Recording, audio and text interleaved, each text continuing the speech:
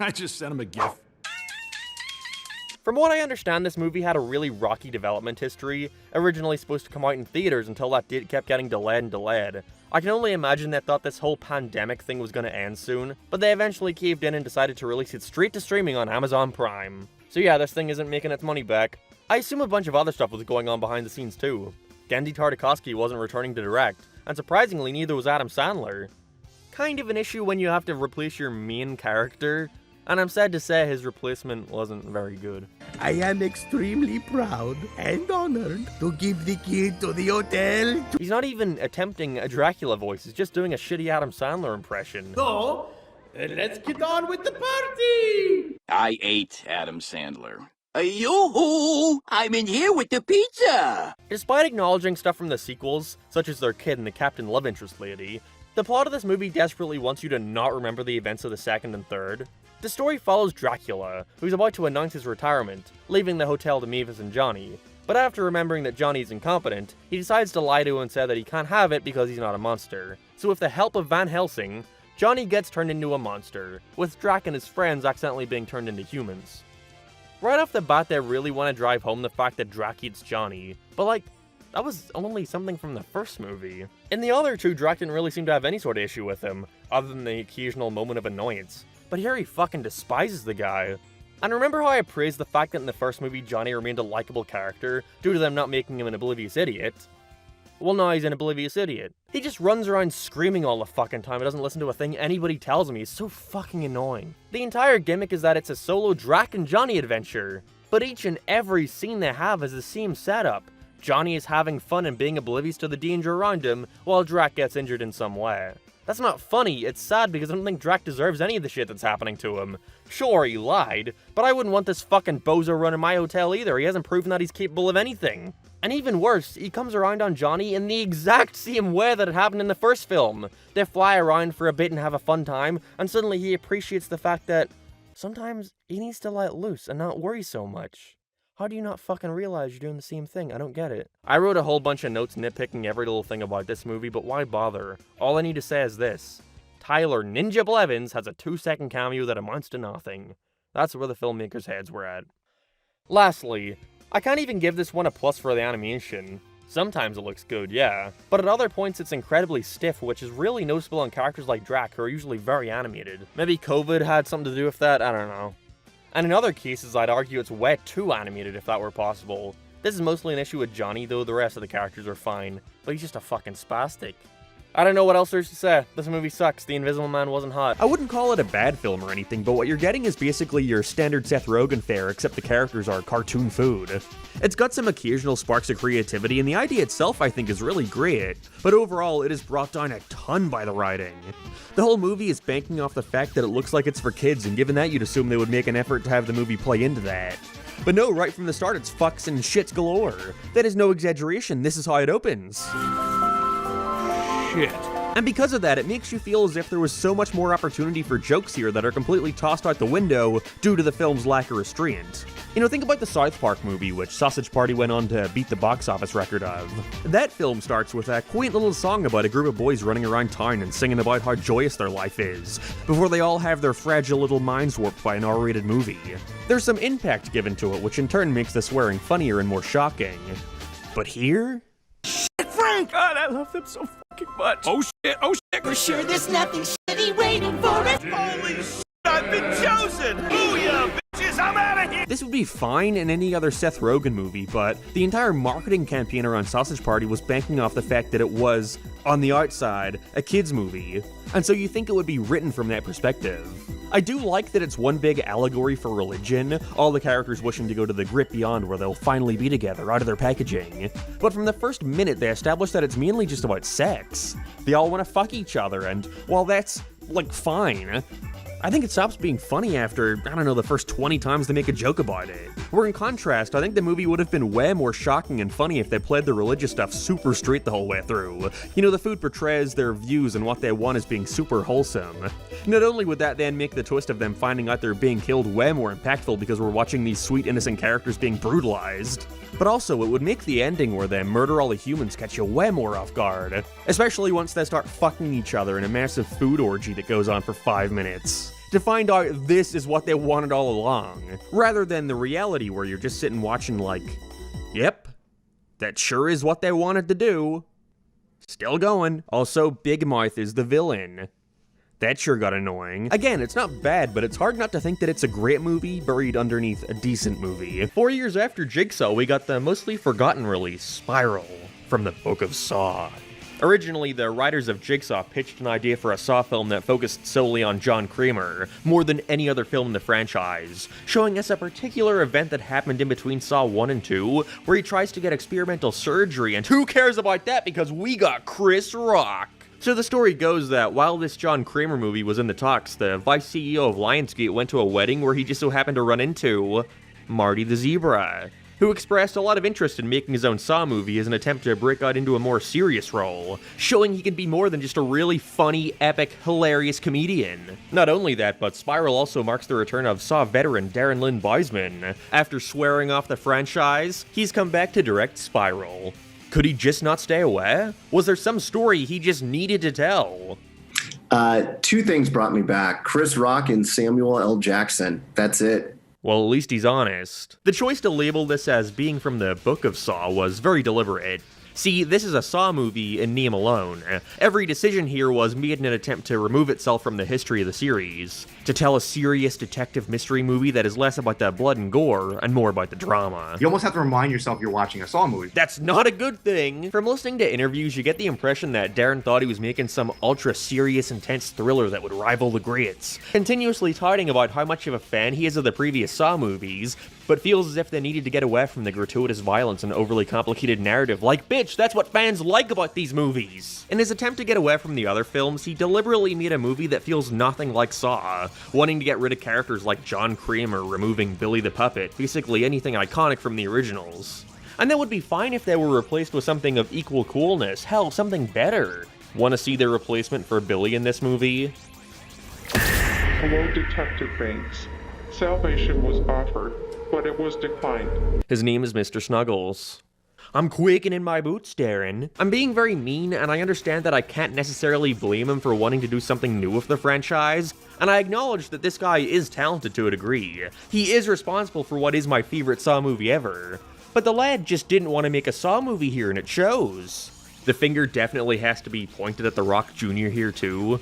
Seems as if he had a ton of control over the direction of this movie, reshooting scenes over and over again in lame attempts to add more comedy to the film, despite the whole point of this being to showcase his acting abilities outside of comedy, whatever. But I think they just gave him way too much control. It's like everyone on the team was so stunned to have such a big name want to be involved in their movie, and so they were afraid to tell him when to reel it back in, creating a tonally confused film that contains no elements of what makes a Saw movie.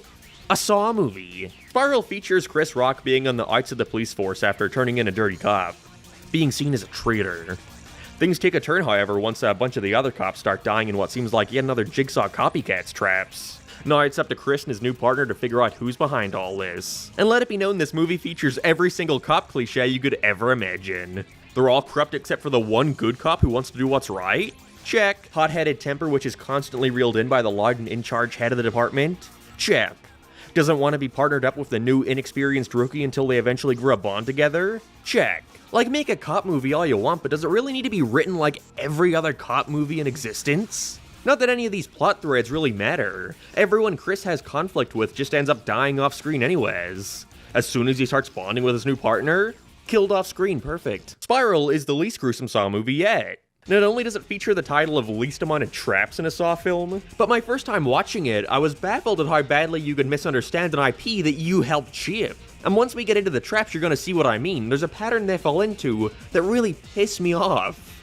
The subway trap. This is the film's opener, showcasing one of the aforementioned cops chasing someone into a subway before getting knocked out and waking up standing above the tracks. He's got a device on his head that's connected to his tongue, with the androgynous voice telling him that all he's got to do to free himself is rip his tongue out of his mouth. He fails to do this in time and winds up getting hit by the tree and cool. Something you're going to notice about the traps in Spiral is that they're all incredibly simple. And don't get me wrong, I enjoy a good simple trap every now and then, but they're all just way too basic and quick for being a Saw movie. Darren Bousman described the other Saw films as having A and B stories. The A story is the game, and the B story is all the police stuff.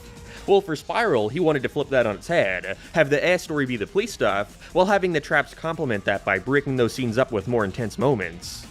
But it all falls apart in my opinion because for some bizarre reason, we never actually see a single trap go off except for, I don't know, maybe the last one. They do this super fucking annoying thing where we see the character try to get out, only for them to cut back to the police walking in and the trap is already done and the person is dead. I get that you don't want to be gratuitous, and I get that you don't want to focus on the blood and guts so much, but don't make a fucking Saw movie then. Call it Chris Rock and the terrible, horrible, no good, very boring police adventure, not Spiral from the Book of Saw. Stupid. The finger trap. So we got another cop laying on a shallow pool of water, his fingers individually attached to one of those Chinese finger trap things, and it's the closest thing to a solid trap in the entire movie.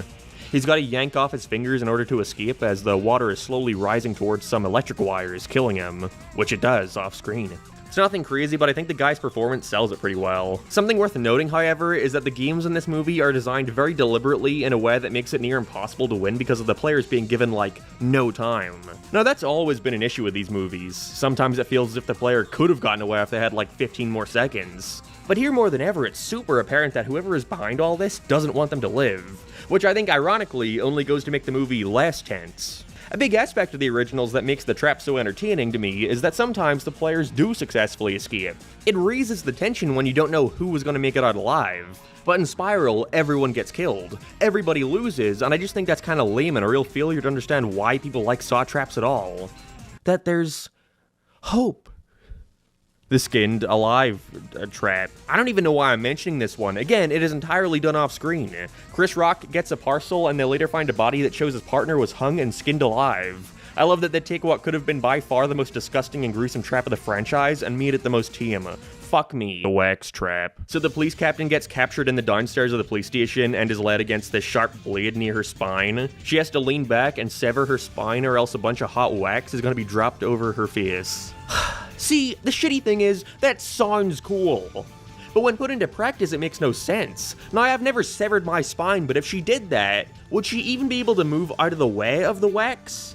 Even if I made it out of this, I would rather just die. And the wax is pouring immediately on her, so no matter what, she's gonna be tearing her skin off, even if she wins. Also, I love that Chris Rock tries to resuscitate her, but he's clearly putting a ton of pressure on her, pushing her neck further into that blade. Brilliant. The Saw trap. Get it? As a shameless homage to the original film to try and convince you that this is a Saw movie, we swear, Chris Rock is chained up to a pipe with nothing more than a hacksaw by his side. It's a good thing the killer also left a bobby pin next to him so he could just pick the lock. We sure wouldn't want to have to show any gore in this movie. The bottle shooter trap?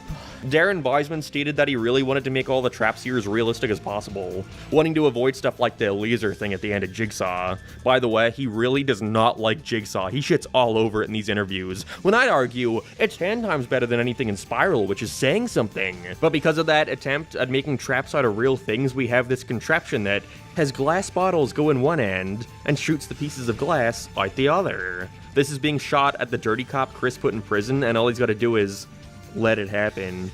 Although he does try to find the key, but much like most Saw traps, it's too late.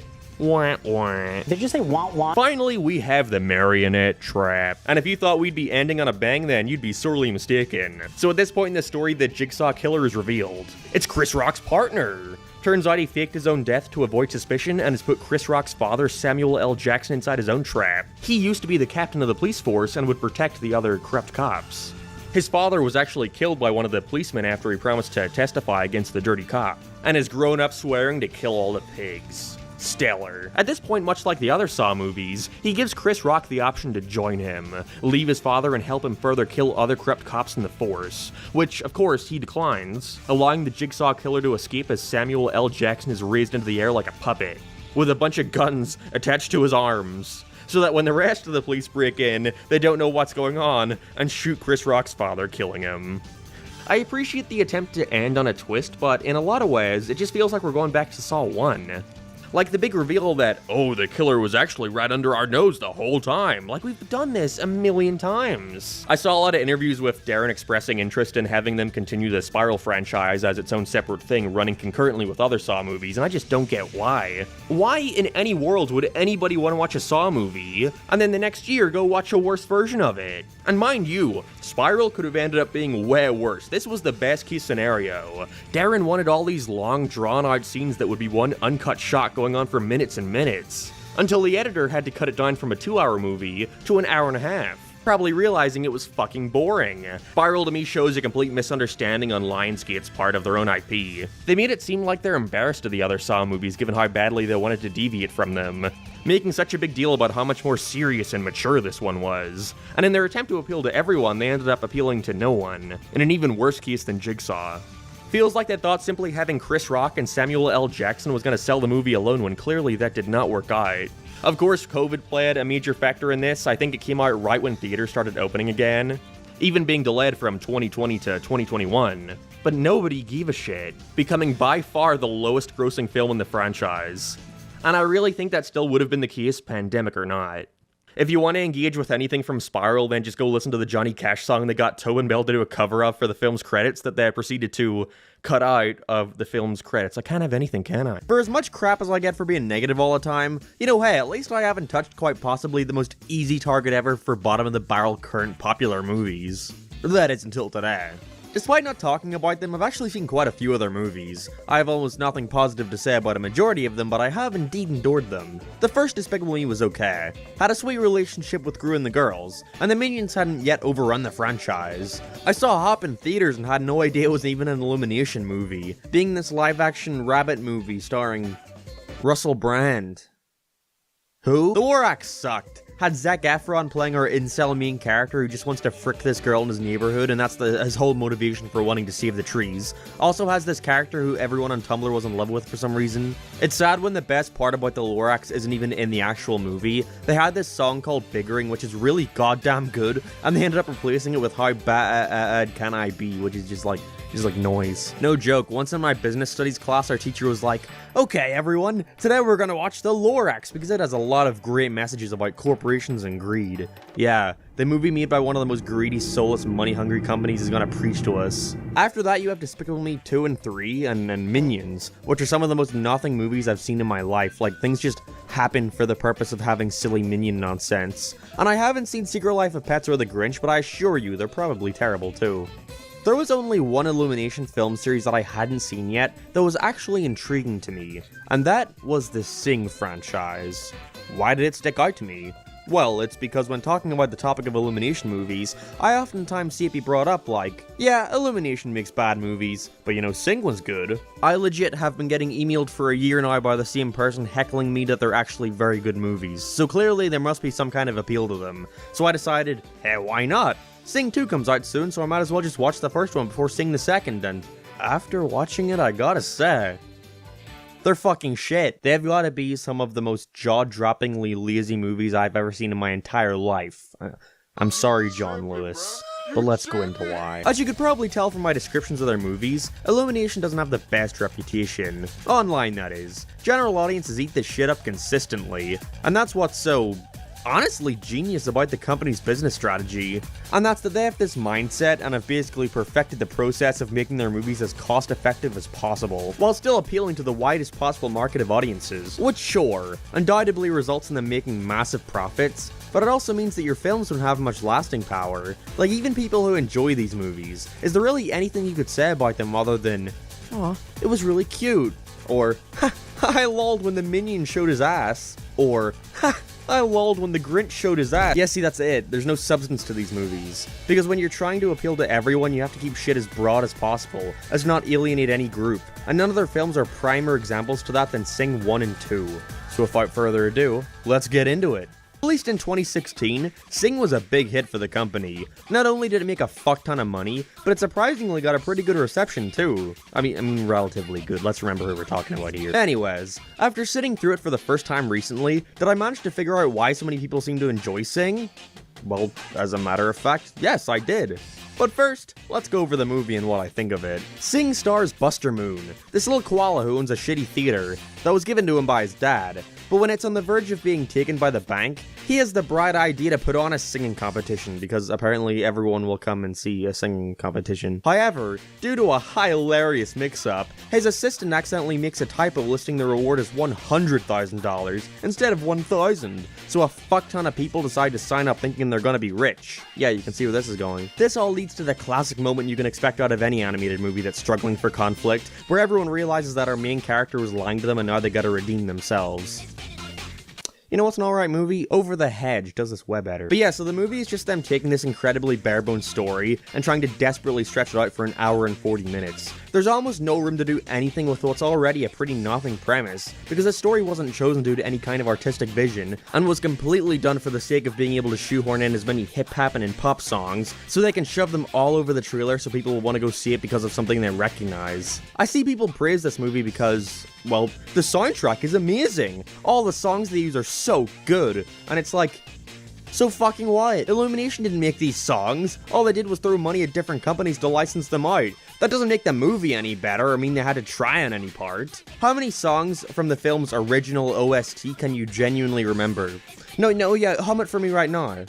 Yeah, that's right, you fucking can. If you want to praise this film's soundtrack, then give that appreciation towards the artist. There's no skill or understanding of story or characters involved in giving a movie a good soundtrack. Not that that should have even been their defining goal with it in the first place. Like, did you know that 15% of Sing's budget was solely spent on getting the rights to these songs? 15%! Even when talking about the story of the film, the director said it would be about courage, competition, and carrying a tune. Oh, okay, so nothing. But no, just to entertain it. Let's judge this film for everything outside of the licensed music. Let's judge it for, the things you're supposed to judge in a movie. Like the characters. Sing has a whopping 7 main characters at its disposal, who all get fairly equal amounts of screen time. Now you may be asking yourself, how does this movie manage to balance all of these guys, while still making sure that they're all developed enough to the point of being likable or interesting?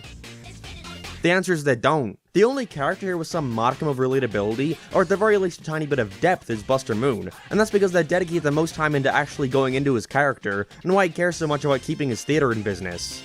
And by most time, I mean like one scene, but seriously, that's the most you're gonna see here. Each other character has the most basic and quick arc I've ever seen in a movie ever, just so it has the illusion of telling a story where characters grow and evolve. But instead of coming across like a genuine attempt at making you like these guys, all it comes off like is the studio executives checking a box for another target demographic. First we have Rosita, this pig lady who had to give up on her dreams to become a mother of 24, with an unappreciative husband as he's overworked. Her arc is that she becomes more independent, I think. She does something for herself.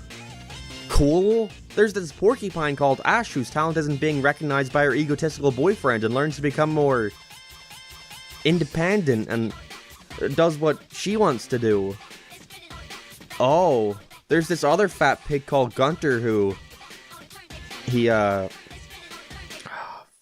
Then we've got the elephant Mina, who's shy, but is a really good singer, and needs to push herself into coming out of her shell. I mean, it's different. We have the British gorilla What's-His-Name. He has a big mean old dad who wants him to follow in his footsteps of being a criminal, but he just wants to sing to his father's dismay. They literally show the start, middle, and conclusion of this whole character arc in the fucking trailer. Dad, I don't want to be in your gang. I want to be a singer. How did I end up with a son like you? That's my son! And finally we have the mouse. That's the only interesting story out of this lot, being this egotistical scammer who needs the prize money so he can pay some guy's back and fuck his girlfriend. See, when you look at any one of these characters and what they're going through and what they want in life, you can actually visualize the kind of way that could be done well, how we can see them try to achieve their dreams, maybe fail at first, but learn to never give up and overcome whatever obstacle comes in their way. Doesn't sound too bad on paper, does it? But see, now imagine this exact same plot happening 7 times at once, with each character facing these story beats in the exact same order. The mouse that I like? Yeah, he gets maybe 5, possibly 6 minutes of dedicated screen time. The movie is struggling to balance all these vastly different character personalities, because they know that if they focus too much on one demographic, demographic, then another may feel left out. And we can't have that. They might not buy the plush then. It's so shameless and baffling at how little there is going on here. It's just one big build up for that moment where they all realize they're being lied to, and then for no reason pointlessly come back together in the end to help Buster put on his show, even if he was a prick who continually lied to them throughout the entire film. Again, this movie was only made for that montage of all the silly animals singing songs. That was its only purpose. And it achieved it with flying colors, clearly. They made $500 million fucking dollars. And of course it wouldn't be a current animated movie without each and every character being voiced by some big name celebrity so they can shove them all over the posters. Now Illumination are no strangers to this. Even back with the first Despicable Me starring Steve Carell, or one of their less popular films like Secret Life of Pets starring Louis C.K. But with Sing, it's just egregious. It's so obvious how lazy of a marketing tactic this was. Seriously, just look at the posters and you'll see how much care was actually put into these characters in comparison to the celebrities who play them. I get it, there's typecasting a famous person to drive interest in your animated movie, and then there's almost entirely marketing your movie on its cast rather than its characters. We have such stars as John C. Reilly, Scarlett Johansson, Reese Witherspoon, Nick Kroll, and of course I'd be dumb not to mention my favorite character, the man.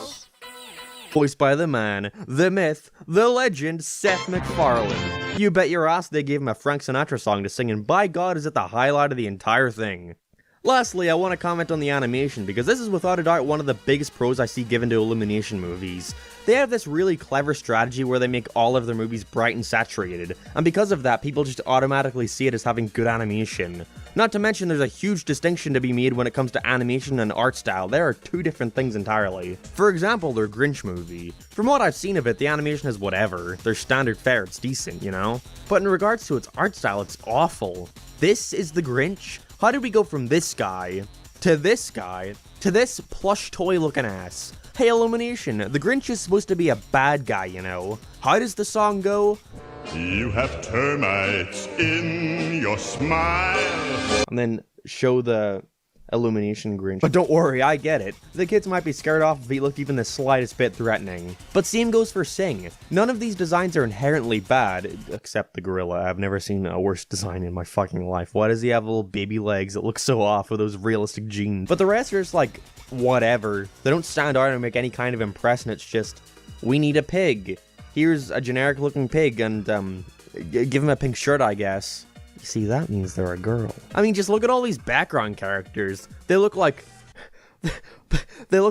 Bored Ape NFTs.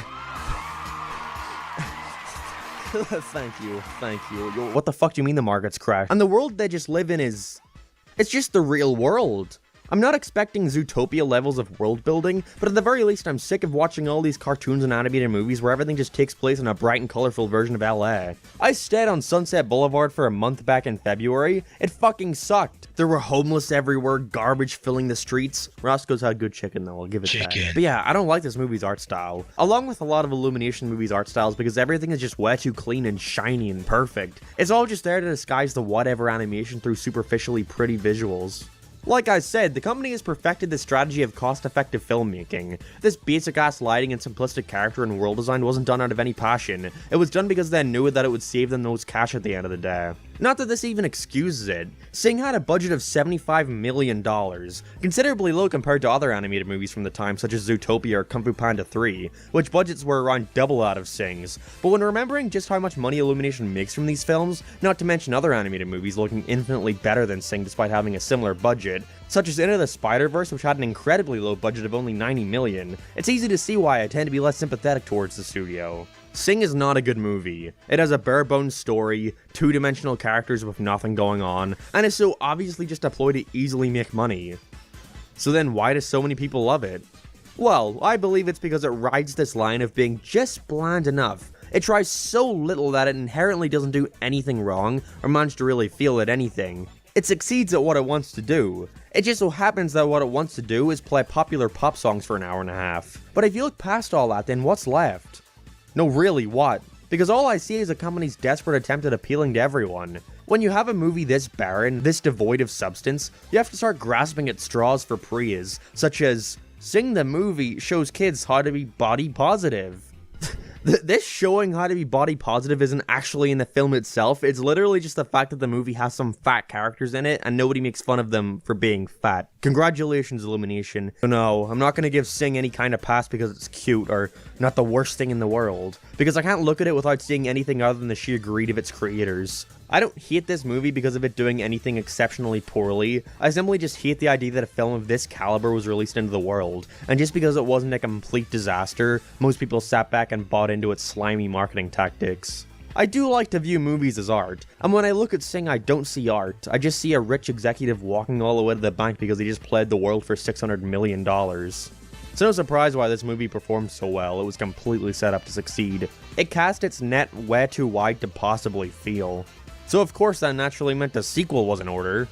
But the question lies, when you have a first movie that has such little going on, that is so desperate to fill out its runtime, how do you possibly make a follow-up? Well, unfortunately I guess we have to find out. This one just confused me.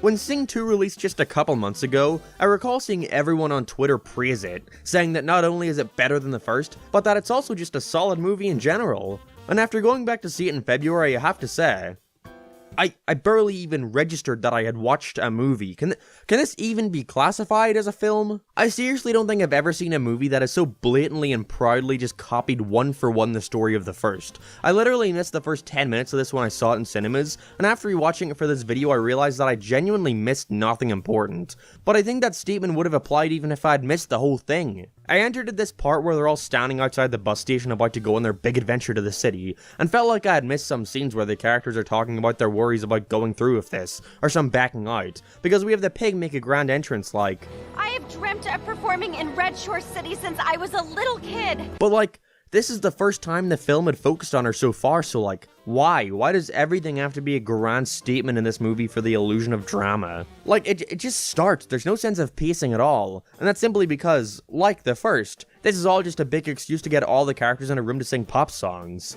Sing 2 picks up right where the first left off. Buster Moon's theater is now a big success with shows being sold out every night. He has everything he could have possibly wanted from the first movie, but now he's still dissatisfied because this dog lady comes to watch their play and doesn't think they're good enough for the big leagues, and to perform in the city of Red Shore.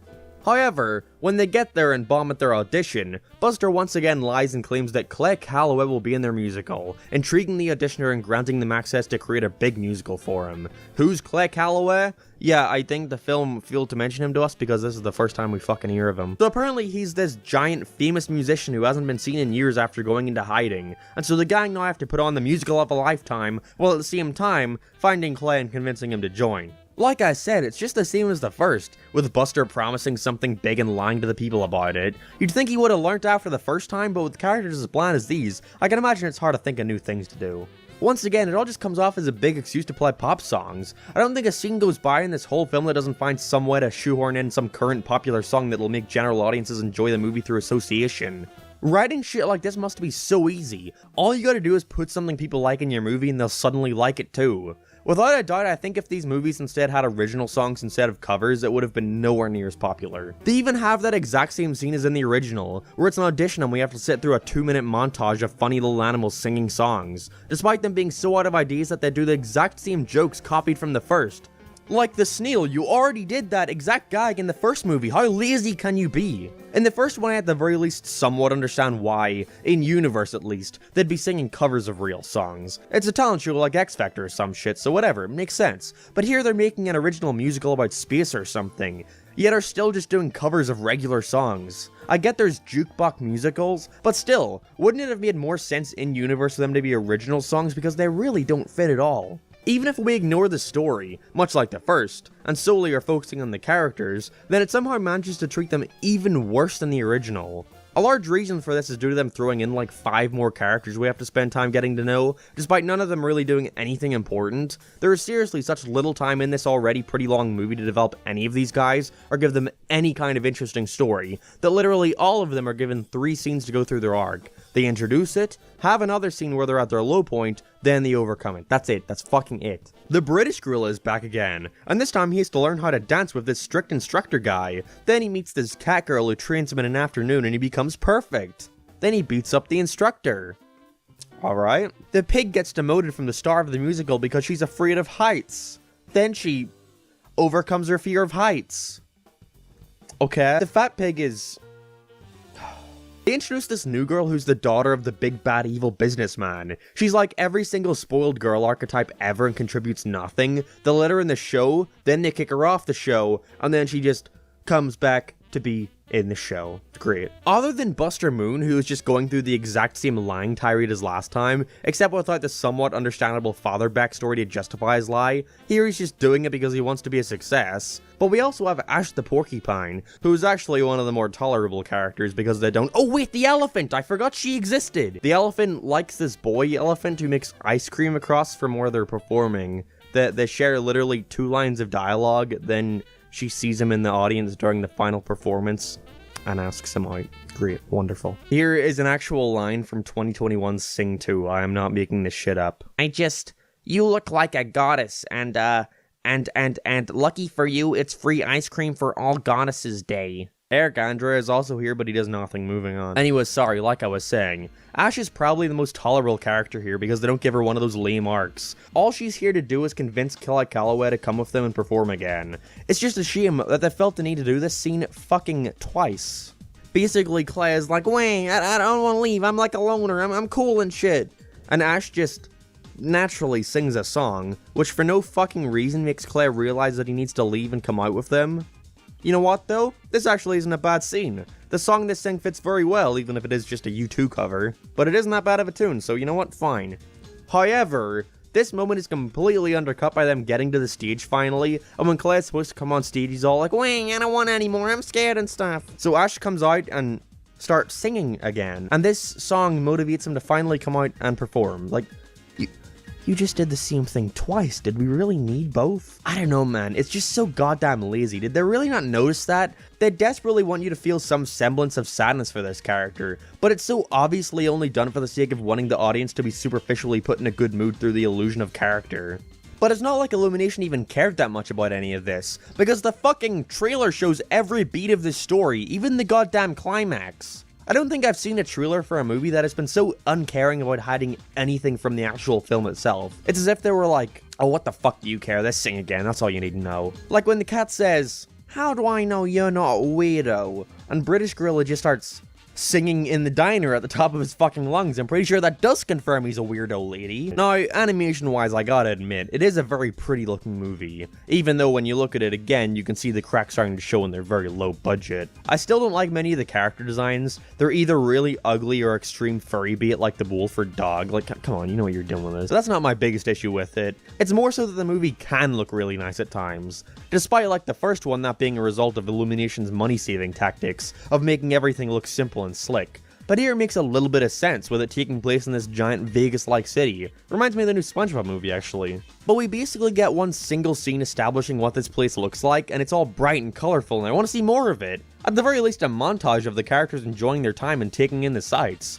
But after that initial scene of them looking out the bus window, a majority of the rest of the film just takes place within a big boring warehouse. Wow, what a sight to behold. It does get a tad more interesting with the visuals during the musical at the end, but still, that's to ignore the fact that, much like the first one, this movie mostly takes place within the same 4 or 5 locations, and it's just fucking boring. I think that's part of why it barely feels like a real movie. There's never any evolution on anything going on. And when we're not in the city, much like the first movie, the locations are just way too realistic. Again, it's like the art department gave this film no style or flair, it's just real life. Replicating real life isn't impressive anymore when every major studio can do it. What people want to see now is animated movies take advantage of the fact that they're animated. Do something new and interesting, make your product stand out. Because these designs don't fit at all with the world they're placed in. Like the scene of the lizard lady driving around, she just doesn't fit. So surprise surprise, Sing 2 sucks. Arguably even more than the first, which was already a pretty terrible movie. Immediately after leaving the cinema, I'd failed to comprehend that I even sat through a movie. And that's because I didn't sit through a movie. I sat through a glorified album of music videos with occasional interludes. I seriously don't know why people, even those who didn't enjoy the first, came out of this one liking it. Genuinely, please enlighten me in the comments, because for the life of me, I can't understand it. You might think I'm being too harsh to what's just a kids movie. Kids movies are just supposed to be silly little mindless films. You can't judge them harshly. I fucking hate that excuse, because we're allowed to endlessly praise and talk about a movie like Encanto and how it's the best thing ever for months and months, despite it also supposedly being just a kids movie.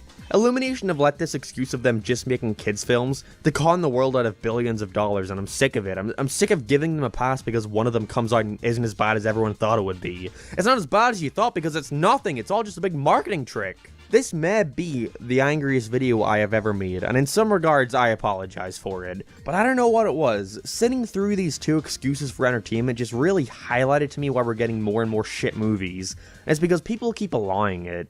So yeah, Sing 1 and 2 are awful. You're telling me that Butch Hartman wrote a kids movie? Yes, indeed. On my never-ending quest to watch and review every single thing this man has ever graced with his presence, we now have stumbled upon one of the most interesting cases of a studio meddling with a movie that I've ever seen. Taking what was once a beloved French-British cartoon and stripping it of anything that made it unique and appealing. What movie am I talking about? Doogal.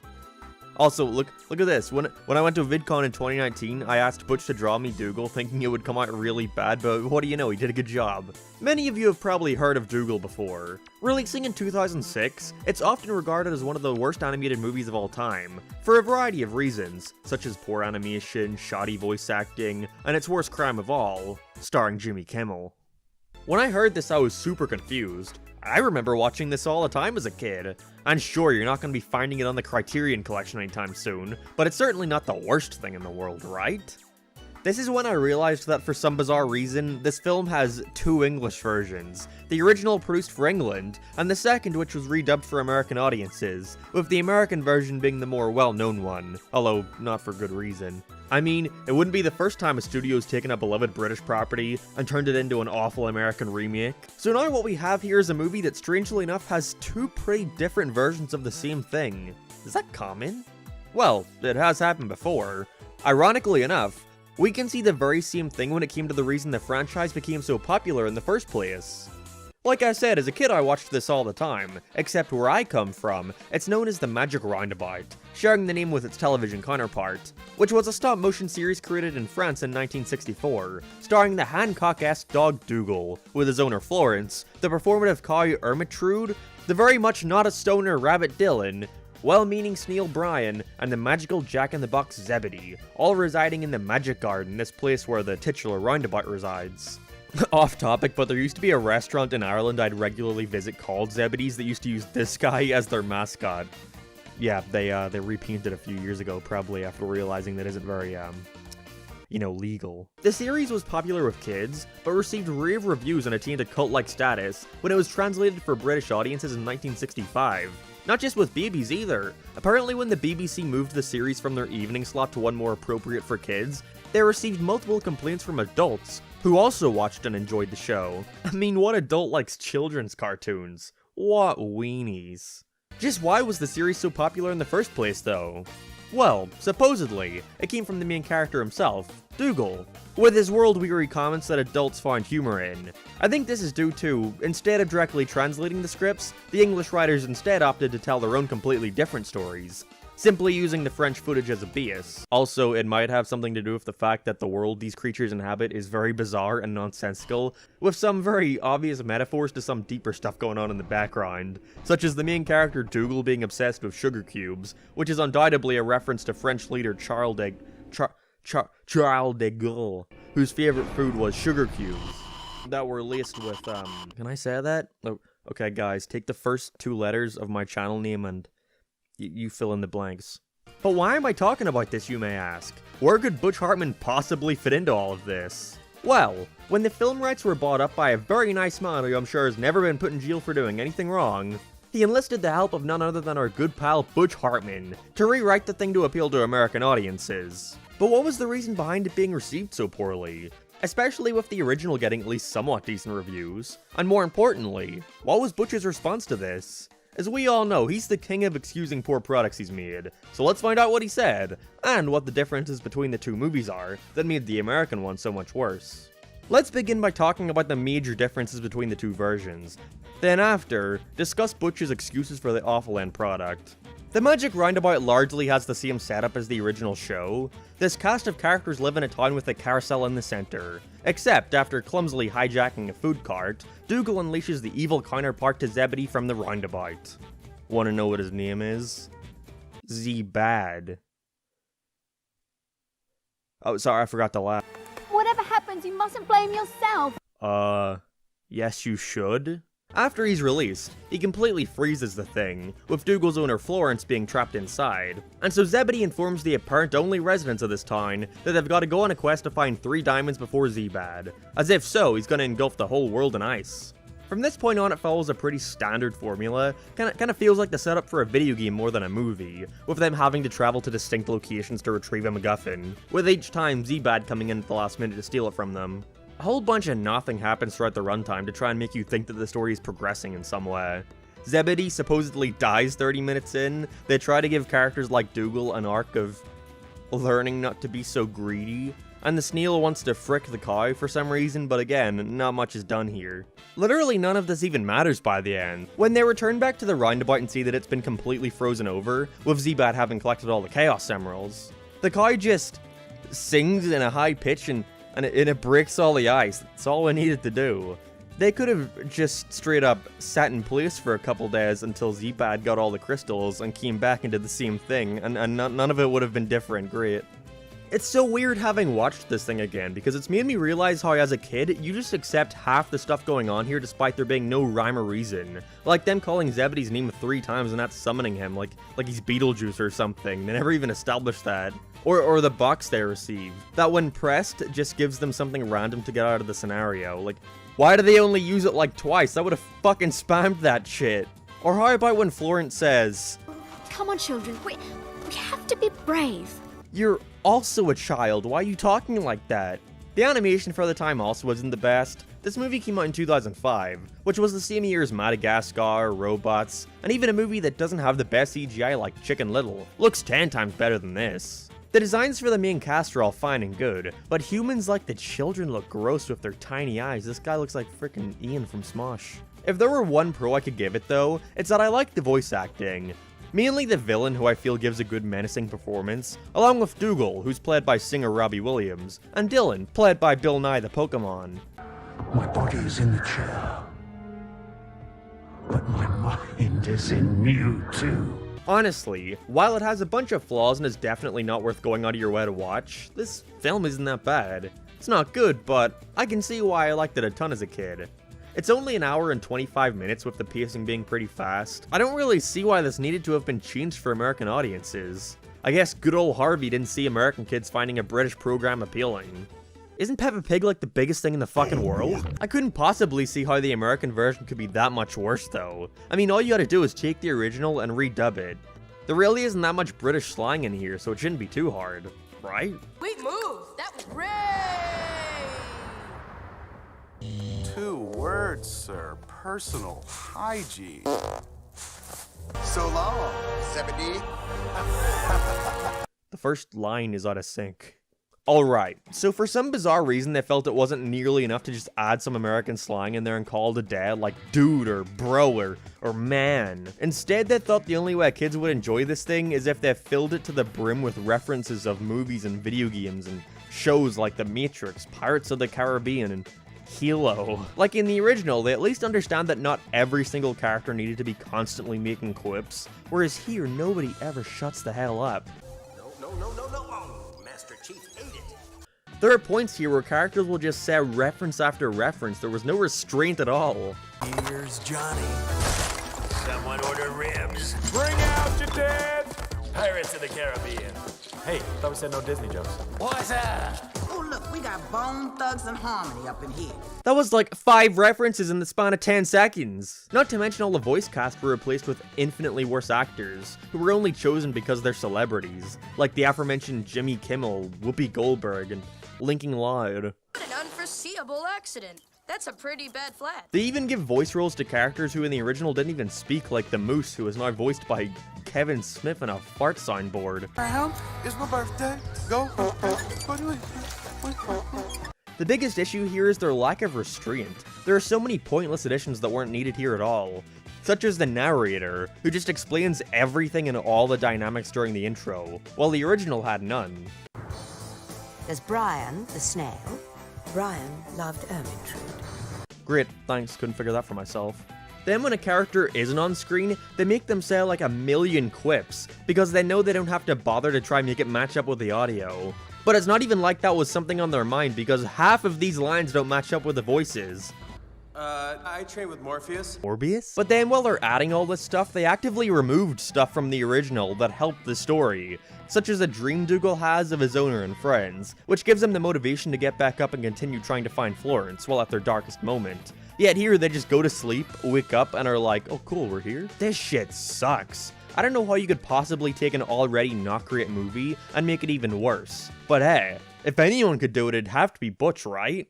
While Butch has acknowledged that he did indeed get brought in to write a new version, even pitching new ideas such as an opening with a live-action scene of a granddad reading the story of the film to the grandson, which had to be cut due to budget. But he claims that when he sat down to watch the finished product, only roughly 3% of his original script was kept in, claiming that they must have brought in somebody else to rewrite his rewrite. No, I'm not one to call Butch a liar, and I'm sure some of it was changed, but I don't know, 3% seems like a weird amount to keep. Like, why keep any at all if it's only going to be like 3 lines of dialogue? Also, as we all know, he has a common trend when it comes to discussing things that he's released that didn't get the best feedback, such as the introduction of characters like Poof, Sparky, and Chloe into the Fairly OddParents, where he always says, that wasn't my fault, guys. Nick wanted me to add in a new character. Blame them, not me. But like, I don't think Nick specifically asked you to make bad characters. The part's on you. Not to mention, if Harvey was so focused on putting this out as cheaply as possible, I doubt he would have bothered going through the trouble of hiring multiple writers. Especially when Butch says he had already finished his script and directed the actors to do their lines. Like, this all seems a little too convenient, doesn't it?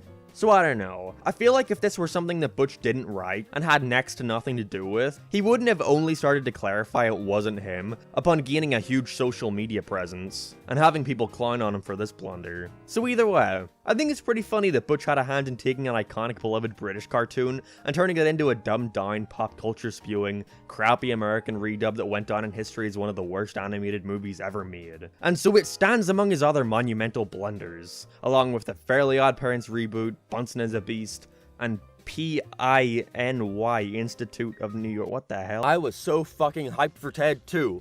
I could not wait to watch it when it came out. July couldn't come any sooner. God damn it! Me and my friends all went to the cinema to watch this, and they refused to let us in, so we all had to go and see Minions instead. That was my second time watching it in theaters. Thankfully, when I went home that evening, I decided to watch it on my iPhone 5 through very legal streaming methods, I assure you. And I didn't like it. 13-year-old me couldn't believe it. Could Seth MacFarlane really make something bad? I need to sit down. Ted 2 picks up right where the first left off, with John getting married and even Ted himself getting married to his girlfriend Tammy Lynn. This is where we find out that John and Laurie got a divorce off screen. She doesn't even appear in this one. Perfect, glad to know that entire last movie was pointless. Apparently Laurie was in an early draft of the film when it was about John and Ted smuggling pot across the country, but when the story was changed they had nothing for her to do, and John too I can imagine, which is why they just got rid of her in exchange for a new love interest who was just a clone of John in every way lovely. The main focus is instead about Ted trying to get a sperm donor so they can have a baby. Oh no wait, I mean it's actually about him trying to adopt a child. No wait, it's actually about him trying to prove that he's a human after he's denied adoption, which starts fucking up everything in his life since he's now deemed property. No wait, it's actually about him traveling to New York so he can get this big important lawyer to defend his case. No wait, actually it's about the villain from the first Ted movie coming back to try and once again kidnap him. No wait, actually it's about them all visiting Comic-Con.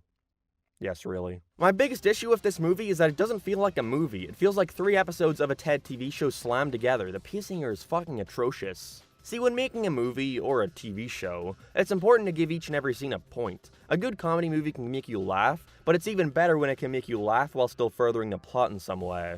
But in Ted 2, plot points are picked up and then dropped 10 minutes later never to be brought up again. Such as Ted trying to get a sperm donor. Makes sense to cover that if he's trying to have a kid. But what's the end point to this? That his wife has no eggs left and therefore adoption is the only way. All you need to do to get that point across to the audience is have the scene where they're talking to the doctor and he mentions this. Great, get that out of the way very fast. Now we can move on to the adoption stuff so the real plot can kick off. But no, Instead, we have a 2-minute long detour where John and Ted try to convince Flash Gordon to be the donor. Then when that fails, we feel the need to have a 10-minute long scene of them trying to sneak into Tom Brady's house to steal his sperm. But when that fails, John offers up his own sperm, so we have a 5-minute long scene of them at the sperm bank where wacky antics ensue. And when they finally get the sperm after 20 minutes of trying, they're told they can't use it, rendering the past 20 minutes of the movie pointless. I don't know. This movie is filled with shit like this. There's no focus at all. See, the first movie was mostly focused on John. He's a human going through a very relatable dilemma, so it makes sense why they didn't want to put more attention on him. In the grand scheme of things, Ted is just a plot device. He's the third edge to this love triangle. But in Ted 2, Ted is the main star. But there's no substance to this story, he's just trying to find a lawyer to prove he's not property, and John is merely a sidekick trying to help him achieve this. While it's true they try to give John his own plot of getting back onto the dating scene, it's just so bare bones and emotionless that you can't really care about it. It's just here for the formula. There is a total of one nice scene in this movie, and it's when the female John clone sits around a fire and sings this nice song at night. It serves no purpose, but for one whole minute the movie was able to take a breather and relax, and not feel the need to shove 50 million jokes in your face at once. And speaking of jokes, 50% of them are just reused from the fucking first movie. Like, same setup, same punchline, everything. This boss guy from the original, Ted says something fucked up to him because he doesn't want the job, but the boss instead praises him and hires him with some generic tough guy line like, "Nobody's ever stood up to me before." I like that. They just do the same joke here. He says something rude and gets commanded. Great, good joke. I liked it the first 4 times I heard it, but the 5th? Not as impactful.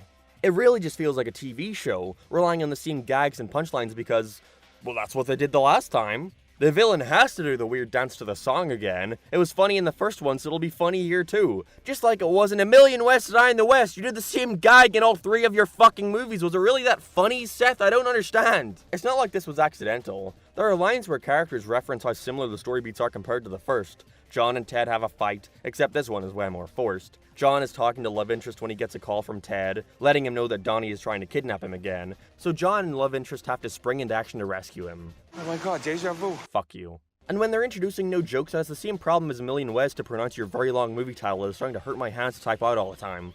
I mean, fuck it anyway. It has the problem where the joke just lingers on, and characters just repeating what the punchline is for minutes on end. His name's Fuck Scott Fitzgerald? What? No! Well, then what's the F stand for? Francis. No, it's gotta be fuck. It must be It's gotta fuck. be fuck. Fuck. Fuck. Fuck. Damn. It's fuck. Alright, I get it. Fuck is a funny word. It's either that or it's just written like a cartoon, like Family Guy, where we'll have pointless cutaway gags that really take you out of it. I seriously don't understand how a film sequel can have largely the same crew, but tonally feel so different.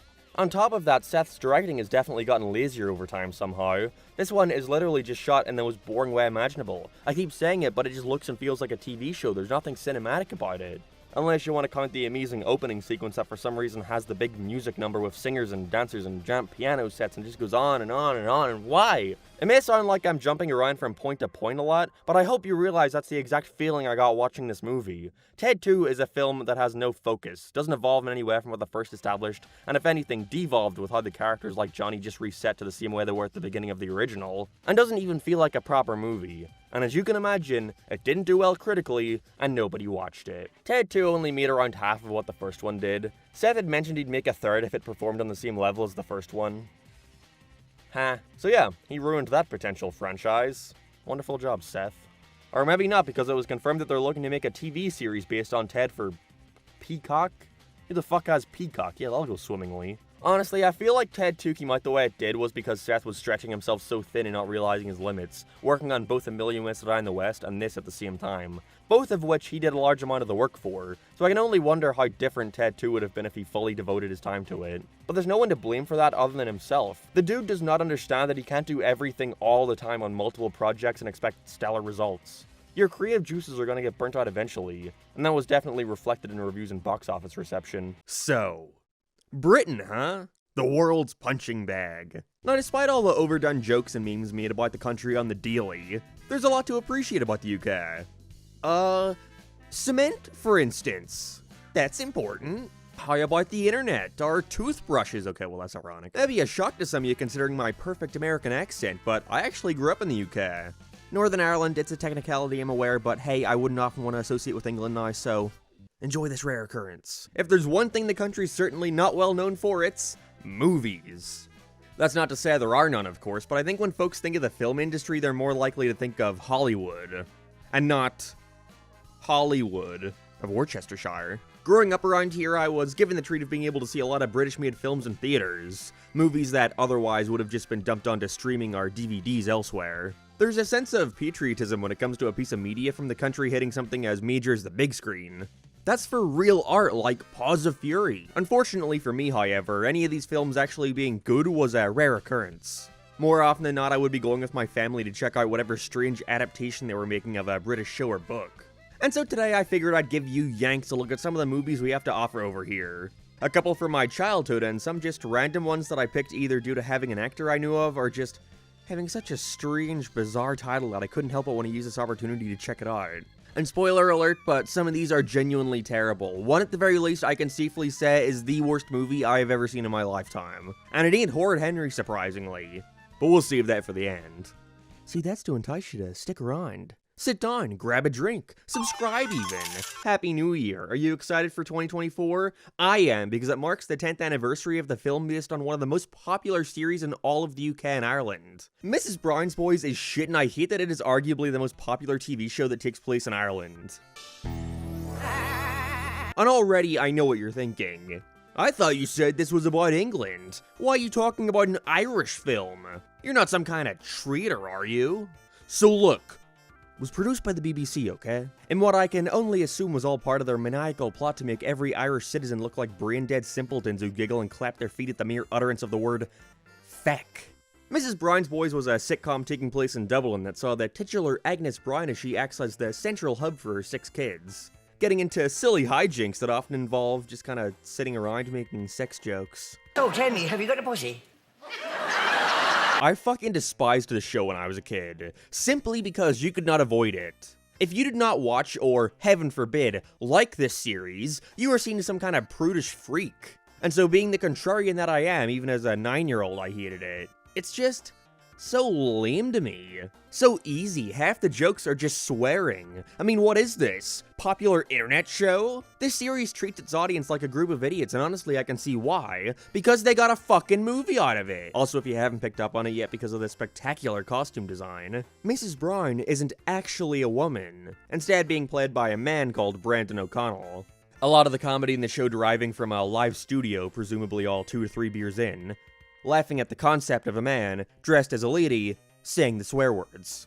And if you're thinking that sounds a whole lot like an Irish version of Medea, and boy do I have the movie for you. Wakanda forever. Anyways, like I was saying, the series was so big in the UK that they made and released a movie based on it. Mrs. Brown's Boys, the movie. Because it's Irish. I remember the theater being packed for this, but surprisingly, I don't recall a single laugh. It's like everyone just kind of sat there going, well, this is exactly what I see on TV. It looks a lot nicer.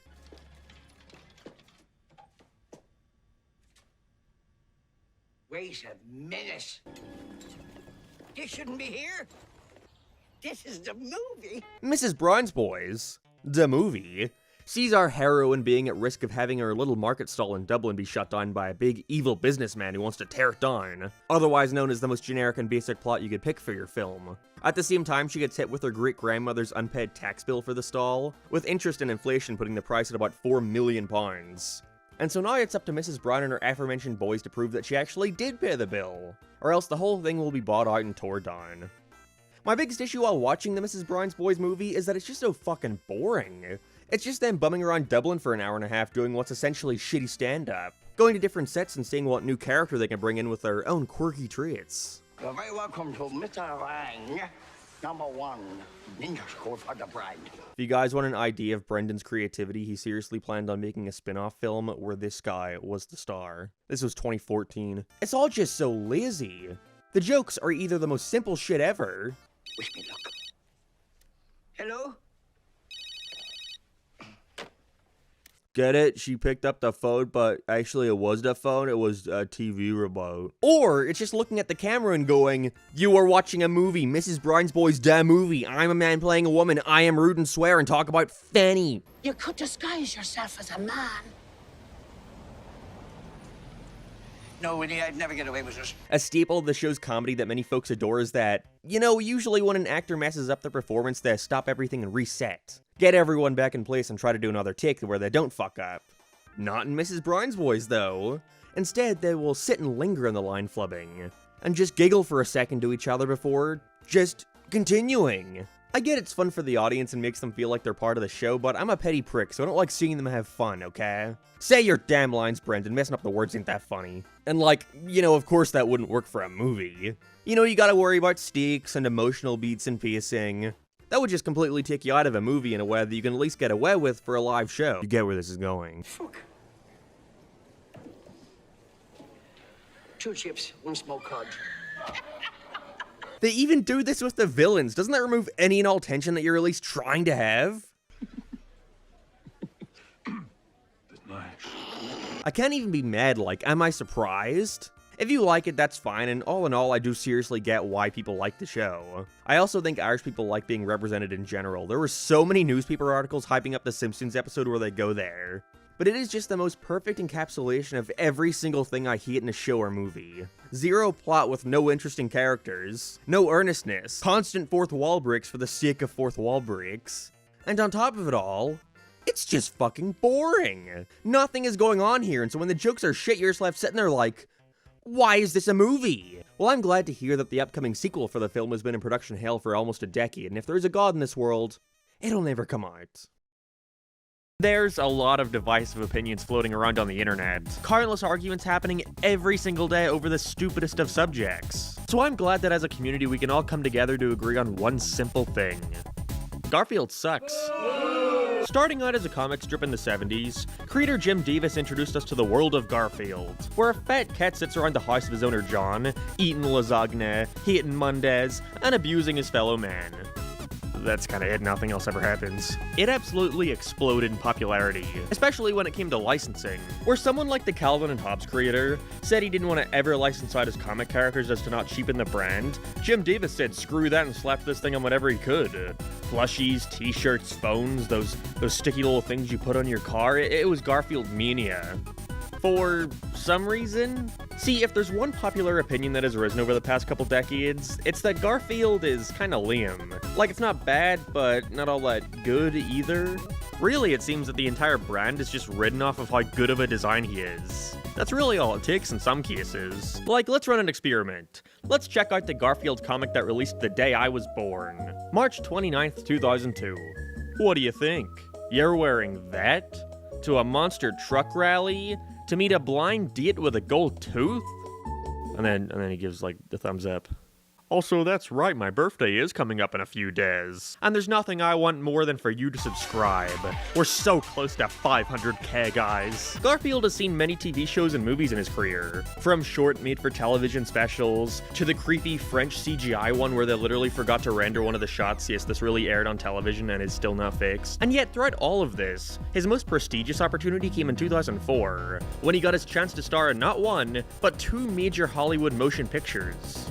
Both were panned to hell and back. This somehow didn't even end his film career though, him getting 3 more direct-to-DVD animated movies. All were panned. I grew up on a lot of these, especially the live-action ones and Garfield Gets Real. And with the new movie where he's voiced by Chris Pratt on the way very soon, with concept art being revealed left and right, I figured there's no better time than now to finally watch and review every single Garfield movie out there. I can already tell this is not gonna be very fun, but this one's for you, commenter. You know who you are, you're always asking me to review these gosh darn Garfield movies. Garfield movie stars everyone's favorite cat, Garfield.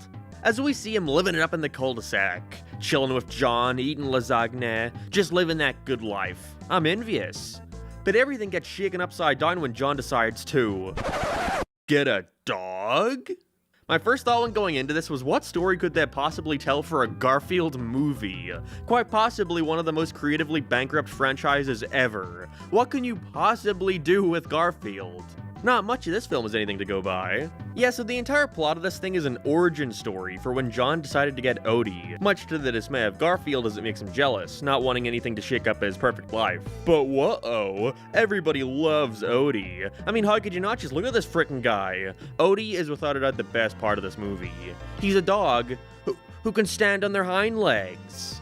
This scene had such an impact on me as a kid that I forever refer to a dog standing up as the Odie dance. Basically, John is such a bore. A sad, lonely bore. He's got such little going on in his life that all he does every day is fawn over the local veterinarian Liz. So he just takes his cat to the vet over and over again, hoping that someday, I don't know, she'll ask him to frick or something? It's like the simp equivalent of standing next to a video game at a store as a kid, hoping that someone will eventually feel bad for you and try to buy it.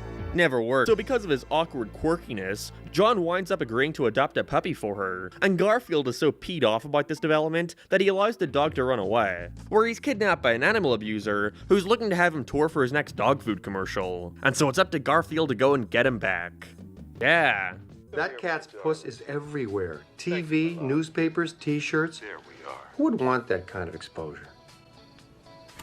Do you get it? It's because Jim Davis is a sellout. There is a shocking lack of things going on in this film. It's only an hour and 20 minutes long and has like 6 locations. It feels so small in scope. You can really tell they're desperately trying to squeeze as much out of this concept as possible to fill the runtime, with all their prolonged dance sequences, song numbers, and scenes that really don't amount to much considering how much time they allocate towards them. Like there's this whole dog show segment with wacky antics involving Garfield getting chased by dogs, and it's only for the purpose of making the animal abuser guy aware of Odie, wanting him because of his amazing Odie dancing abilities, but the scene itself feels so far removed from the world. I don't know, maybe it's because it takes place in a giant empty field, but I always forget about this part when I return to the movie. Honestly, I tend to forget about the entire second half in general. So much of it just takes place around John's house, with Garfield interacting with the other pets around the neighborhood before he's thrust into action to save Odie. If I can give it anything at all, and that is anything, I'm at the very least glad they didn't go for that whole CGI character getting transported to IRL thing.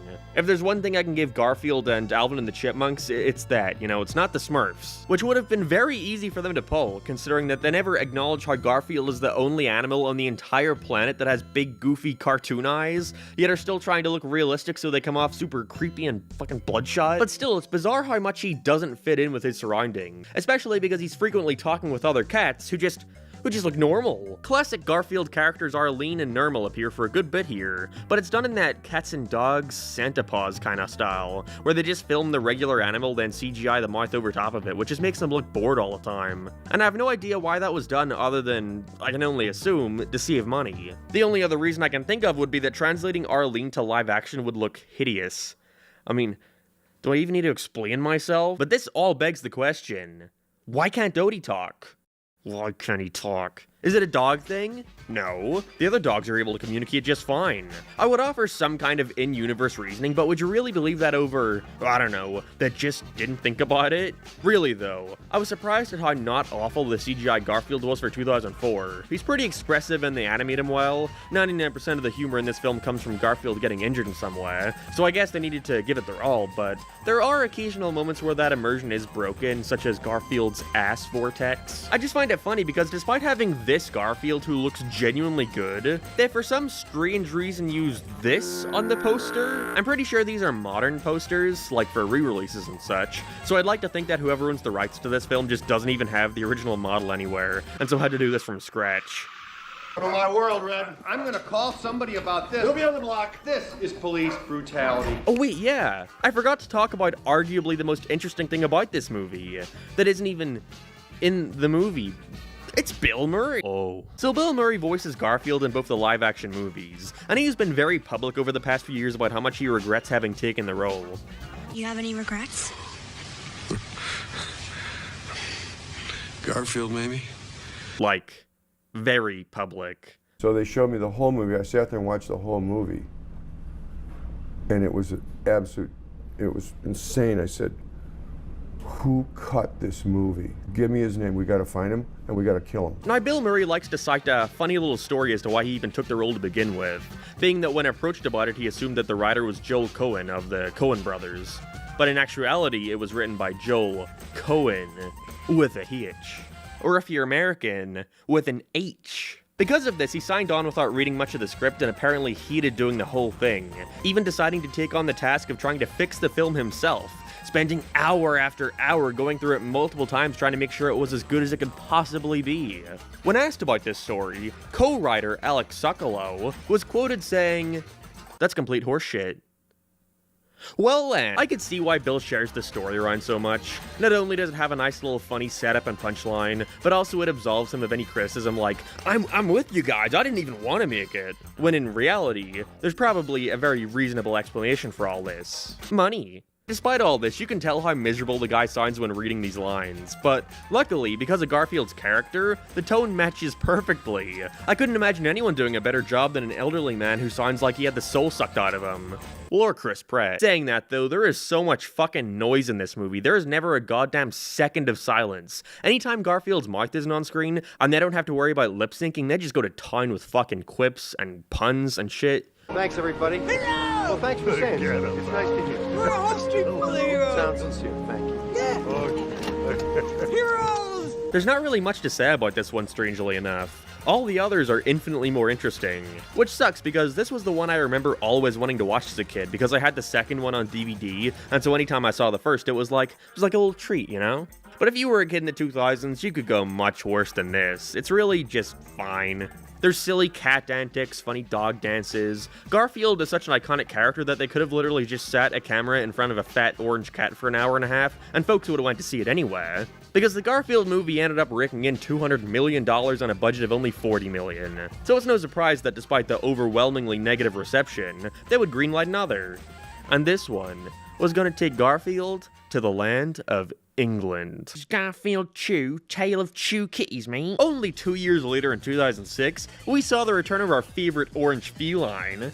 Jesus, I cannot sound any less sarcastic throughout this, can I? Like I said, this is the one I had on DVD as a kid, so I watched it religiously, to the point of actually getting sick of it, which is rare for a kid to feel towards a cartoon, so this was actually my first time watching it in like 10 years. But after this, I'm off the stuff for good, promise. Oddly enough, Garfield 2 has become a regular talking point on this channel. No, really, I think I may have the record for the most Garfield 2 mentions in a channel's history. This was mainly because as a kid I was given the choice in a game store to buy either Shadow the Hedgehog or Garfield 2, and living in the UK I thought guns were the devil and got Garfield obviously, in which I proceeded to play it for 5 minutes, put it down, and never picked it up again. It did that thing I despise where movie adaptations will either start halfway through the film, like here you begin with Garfield already in the castle in England, or you'd have the ones that take place after the movie, like the Wreck-It Ralph video game, which is not as good as it may sound.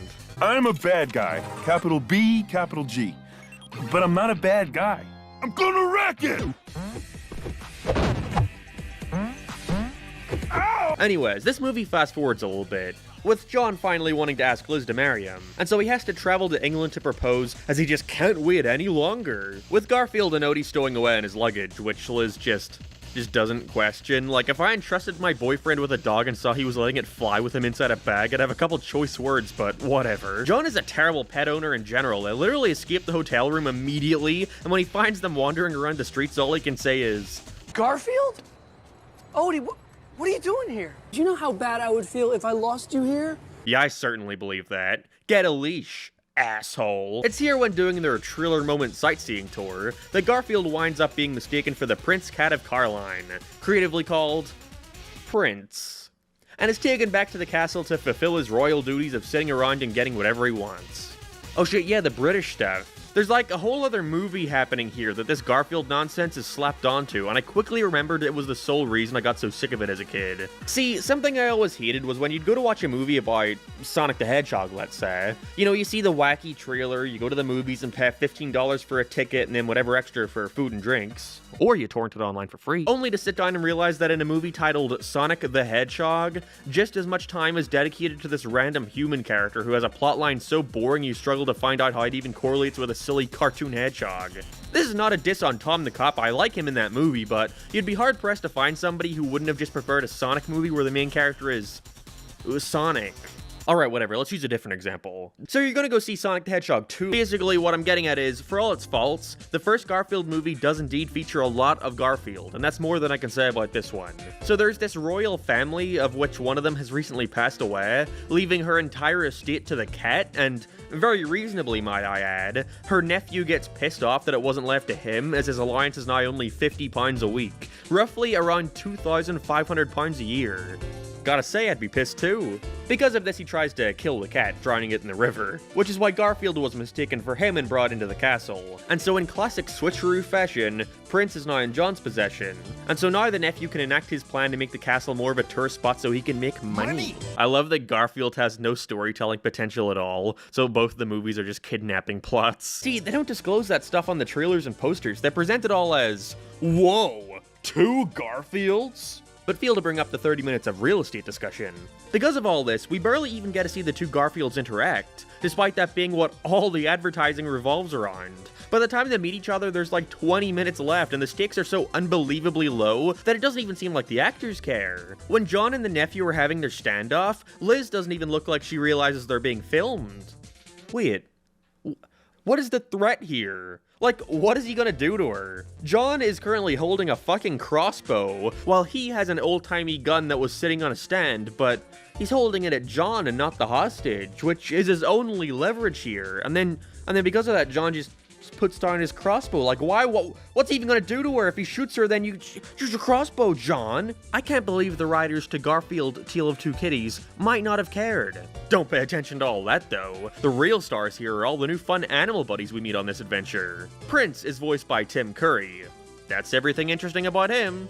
He doesn't really do anything while he's with John other than pointing out that Garfield loves to sleep, and that he also likes lasagna too.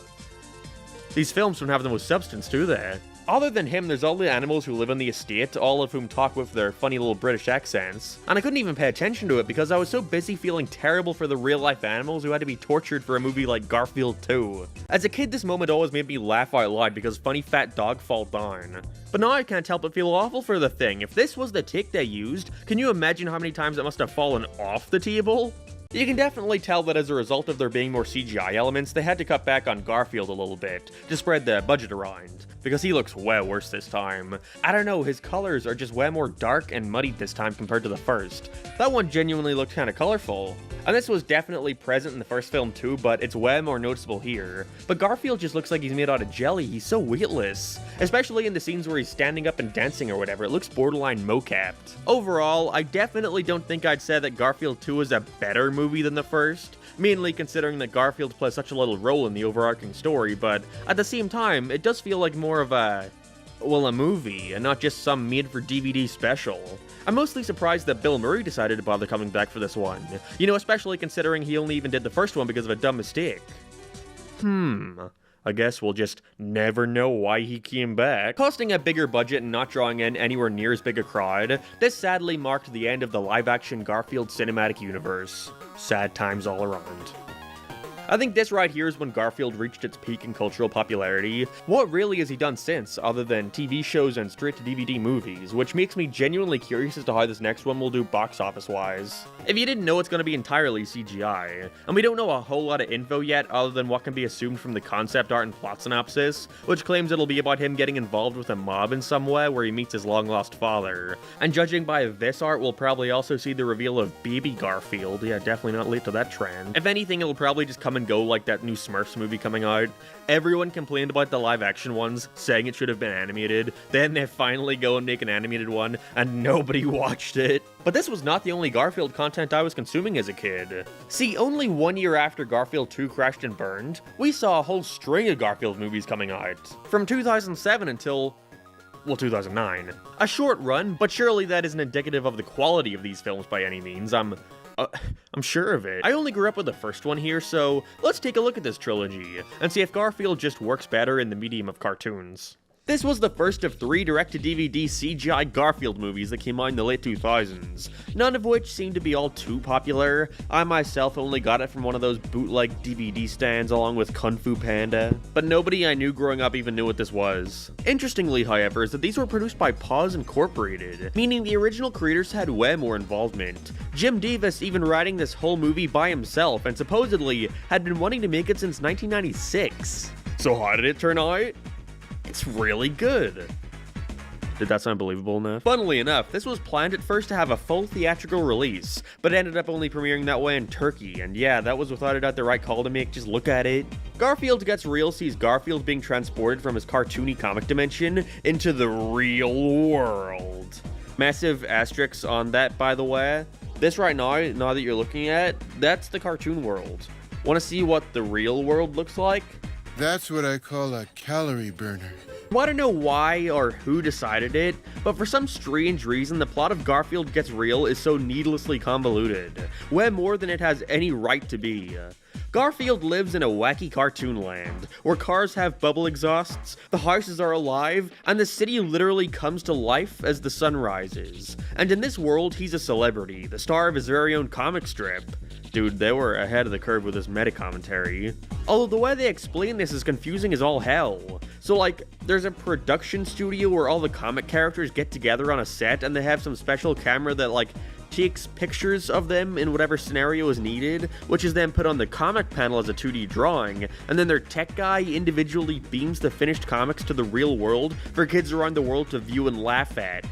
Yeah, I'm sure kids were reading those ever so popular newspaper comics in 2007. I just don't know why they tried to make some Santa Claus-esque parallel with Garfield. Is there a company paying them to make these comics? I mean, there's clearly heads of the newspapers on Earth who we see are clearly aware of these strips, so like, they have a deal with alternate dimensions to make slideshows for them or something? I feel like just drawing the fucking cat would save a lot of time and money there, but whatever. Garfield has become so bored of this formula. His life has become monotonous, making the same tired jokes over and over again, and he seeks something more in his existence. Was not prepared for Jim Davis to actually be self-aware in any way.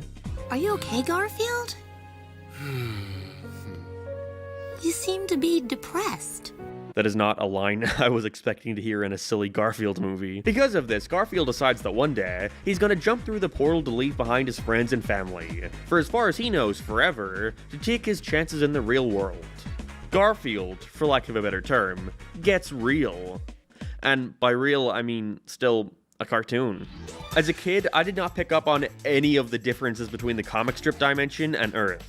Part of that, I'm sure, was for me being stupid, but at the same time, and I can't believe I'm saying this, but this should have been live action. Like, no joke, this movie has basically the exact same plot as the Fat Albert movie, only it's way more visually entertaining because we actually got to see big fat Kenan Thompson jumping out of the TV. Here it's just the same animation but without the crappy cel-shaded filter. This was clearly done on the cheap, which makes me question even more how they thought they were getting this in cinemas. So much so that they even unknowingly left in a Garfield comic strip in one of the backgrounds where John literally says fuck. Fuck! I never noticed all the subtle differences between the two whenever I was younger, like how Garfield makes such a big deal about being a real cat now, but it always left me scratching my head because he looks the exact same, but somehow I just missed the fact that his body shape is entirely different and he doesn't stand upright anymore. I was so focused on the fact that this realistic cat has a giant goofy fucking head. That's why none of this works. The real world looks the exact same as the animated one, with talking anthropomorphic animals and everything. They're also very selective when they want to follow their own rules because they make such a big point about the humans not understanding Garfield now that he's a real cat. But the newspaper executives can apparently hear him just fine. Garfield cancelled? Glad to see those racist tirades he did on stream finally caught up with it. The comic strip world somehow looks even worse. Instead of doing the smart thing and basing it on the same world as all of Jim Davis's other animal characters, it's this weird hodgepodge of different designs and none of them mix. You have the Garfield characters along with a few others who look like they could fit in with them well, but then there's realistic old ladies and the very rare cameo from other comic characters like Grimmy and Dagwood. Your guess is as good as mine to who those guys are. But then they made all these original characters like this husband and wife duo who... Why does he look like this? He's so happy. In 2D concept artwork, they're a little better, but these designs were never meant to be witnessed by the human eye, never mind cheap CGI. So eventually Garfield finds out that without him, his comic strip gets cancelled, which is a surprise to him somehow. And after realizing that being a real cat sucks, he tries to find a way back into the comic strip before they get replaced by these two buff animal things. They try to have some commentary on the sanitization of media nowadays, but I don't even really know what point they're trying to make. That people would be offended by Garfield if it came out now, but if someone out there is genuinely offended by fucking Garfield, then they have other problems they need to sort out. That cat just kicked the dog off the table. Oh, the horror! How violent! Also, like, why would their replacements be on Earth? Wouldn't they be employed in the comic dimension? Why is Garfield still John's pet in the comic dimension? If John can understand him and goes to work with the guy, completely capable of doing things by himself, then why does he still refer to him as a pet? Answer me, please. One dense party ending later, and we finally get to the end of Garfield Gets Real. Him coming to terms with the fact that he can never express being unhappy with anything in his life, and seek change for the better. So this one takes place in the same universe as Gets Real, unfortunately, meaning they mainly reuse a lot of locations from that one. The plot here being that the comic strip studio are hosting their yearly talent show, where Garfield, of course, always wins. But this year he's got some new competition. Chad. His name's not actually Chad, I just couldn't remember what it was. With Arlene wanting to do some dance instead of their usual stand-up routine, she abandons Garfield to do her performance with Chad over here instead, leaving him to realize that he's not funny. What is it with these movies and being depressingly meta? So Garfield, feeling like his humor is stale and everybody is sick of him, sets out with Odie to try and find the funny water. It's from an old storybook, I guess, in the hopes of becoming funny again in time for the big talent show. I can't believe they made an entire movie about how unfunny Garfield is. There is honestly nothing to this one. When I said before in the video that the rest of these were infinitely more interesting, I lied. I hadn't even watched these ones by that point, because I would watch the first Garfield movie 20 times over before going to watch this shit again. It follows such a basic formula. They go along their journey, run into a kooky character, they give Garfield some advice which he doesn't listen to, and then move on for the cycle to repeat a few more times before they finally meet Freddy Frog, the creature who first discovered the elusive funny water.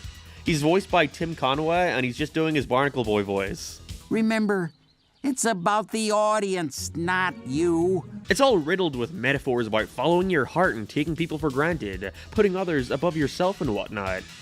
All building up to Garfield realizing that he's selfish and egotistical, but, like, I don't care. Holy shit, he's dead! Garfield Gets Real at the very least had an interesting gimmick that they did nothing with.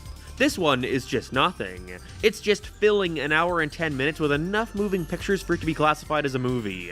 It doesn't come off as if any passion was put into this, which is strange considering it was, again, written by the creator of Garfield. Exactly what you'd expect to happen happens, and Garfield loses the funny water right before the big show, where it's revealed by the frog that there was never any funny water, that the funny water was inside Garfield the whole time. Play the track. It's at this point where Garfield learns the error of his ways and does the dance with Arlene, where it's revealed that the Chad cat was normal the whole time, who I'm only now realizing is played by the same guy who does Chester from Fairly Odd Parents and also Max Goof. That's your killer comedy? You are so going down this year, fatso. All fine and dandy, but what does any of this have to do with him being funny? Is that the joke, that he spends the whole film trying to get the funny water but ends up just fucking dancing for his performance? What an absolute waste of time. I genuinely don't even know what to say more about this one. I realized upon watching it that I actually have seen this movie before. I was planning on making this exact video like 4 years ago, but when I got to this film I was so bored by it that I scrapped the whole goddamn thing. And finally on our list we have Garfield's Pet Force. And who in God's name came up with this? Damn. These hack movie writers sure are scraping the bottom of the barrel for ideas, aren't they? What do you mean this was a real thing? Yeah, so apparently this was an actual Garfield comic book series that ran from 1997 until 1999. I couldn't find much about it online, but can only imagine they saw how popular superhero movies were getting around that time and decided to dredge up this old obscure spin-off. Through a mega mutant metamorphosis, they have been miraculously transformed. Why did they animate it like that? Turns out this was just because Jim Davis was looking for more stuff to slap Garfield's face on, and one of his designers came up with a Pet Force, which ran for 5 issues and even came back for a short bit in the early 2010s, but right before that, we got this. All of that stuff was infinitely more fun to research than actually watching the movie. So, in a different dimension, there are these parallel universe versions of all of our favorite Garfield characters. There's Abnormal, Starlina, Odious, and the mean man himself, Garzuka. Alright. So, Emperor John is lonely and wants to find a queen, and so alternate universe Liz comes in offering to become his bride, but it's a trick because she now has plans on taking over the world, capturing everyone and using this gun that can basically do whatever she wants. Like, at first it switches people's body parts around, then it later does the same thing but also turns them into zombies in the process. Then later she makes a giant trash monster using it, using the houses. Basically, it's whatever the plot calls for. Also, like, there's no Liz in the regular universe, so where did this one come out of? So Garzuka, who is alternate universe Garfield instead of genetically mutated Garfield like he was initially, comes to the cartoon world to find Odie, Arlene, and Nermal, so that they can don the personas of their other superhero doppelgangers and help him save the day, all while Garfield kind of sits around, not doing much. Also, the Pet Force comic is a comic strip in the Garfield universe. It literally starts showing what's happening IRL in the books, so I don't know how all that works, but whatever. I will say the animation at the very least is a little more saturated, which is nice. It's definitely the most visually appealing film out of all these, but it does not save what is otherwise such a forgettable movie. They all take their stuff that'll turn them into superheroes, but it takes some time for it to charge or whatever, so a majority of this movie is just spent kind of waiting around for the magic to take effect and make them super, but even then, there's nothing for Garfield to do. They had to add a fucking cape on him in the poster just to make it seem like he does something, anything. He has an arc of learning to be there for his friends in case someday they get kidnapped and get involved in an alien supervillain scheme and get called into action by a tall, muscular version of himself. That's an important one for the kids to learn. But really, much like last time, there's nothing to say, I'd just be forcing it at that point. A Garfield movie video has no right being this long, so I'll save you from any more. We end in an amusing shot of Super Garfield Galaxy, and thus ending this shitty trilogy of movies. It's weird because, despite having a similar art style, especially John and Odie, they look the exact same, I don't think the French TV show has anything to do with any of these, even though it started the same year Pet Force came out. I guess Paws Incorporated just traded one off for the other, which seems like it paid off. That show ran for like 100 episodes, and would air all the time, I remember. Also, its intro theme has no right being as catchy as it is. What the fuck is this, Sonic Mania? That show definitely seemed to capture the Garfield world in animation better than these ever could. Although, I remember they did not shy away from all the meta stuff, they loved that shit there. Maybe eventually I can return to this with an extensive look at the Garfield show sometime. I doubt it. This sure was a video, huh? Going in, I was not expecting to say that we peaked with the live-action movies, but that seemed to be the most quality Garfield movies out there.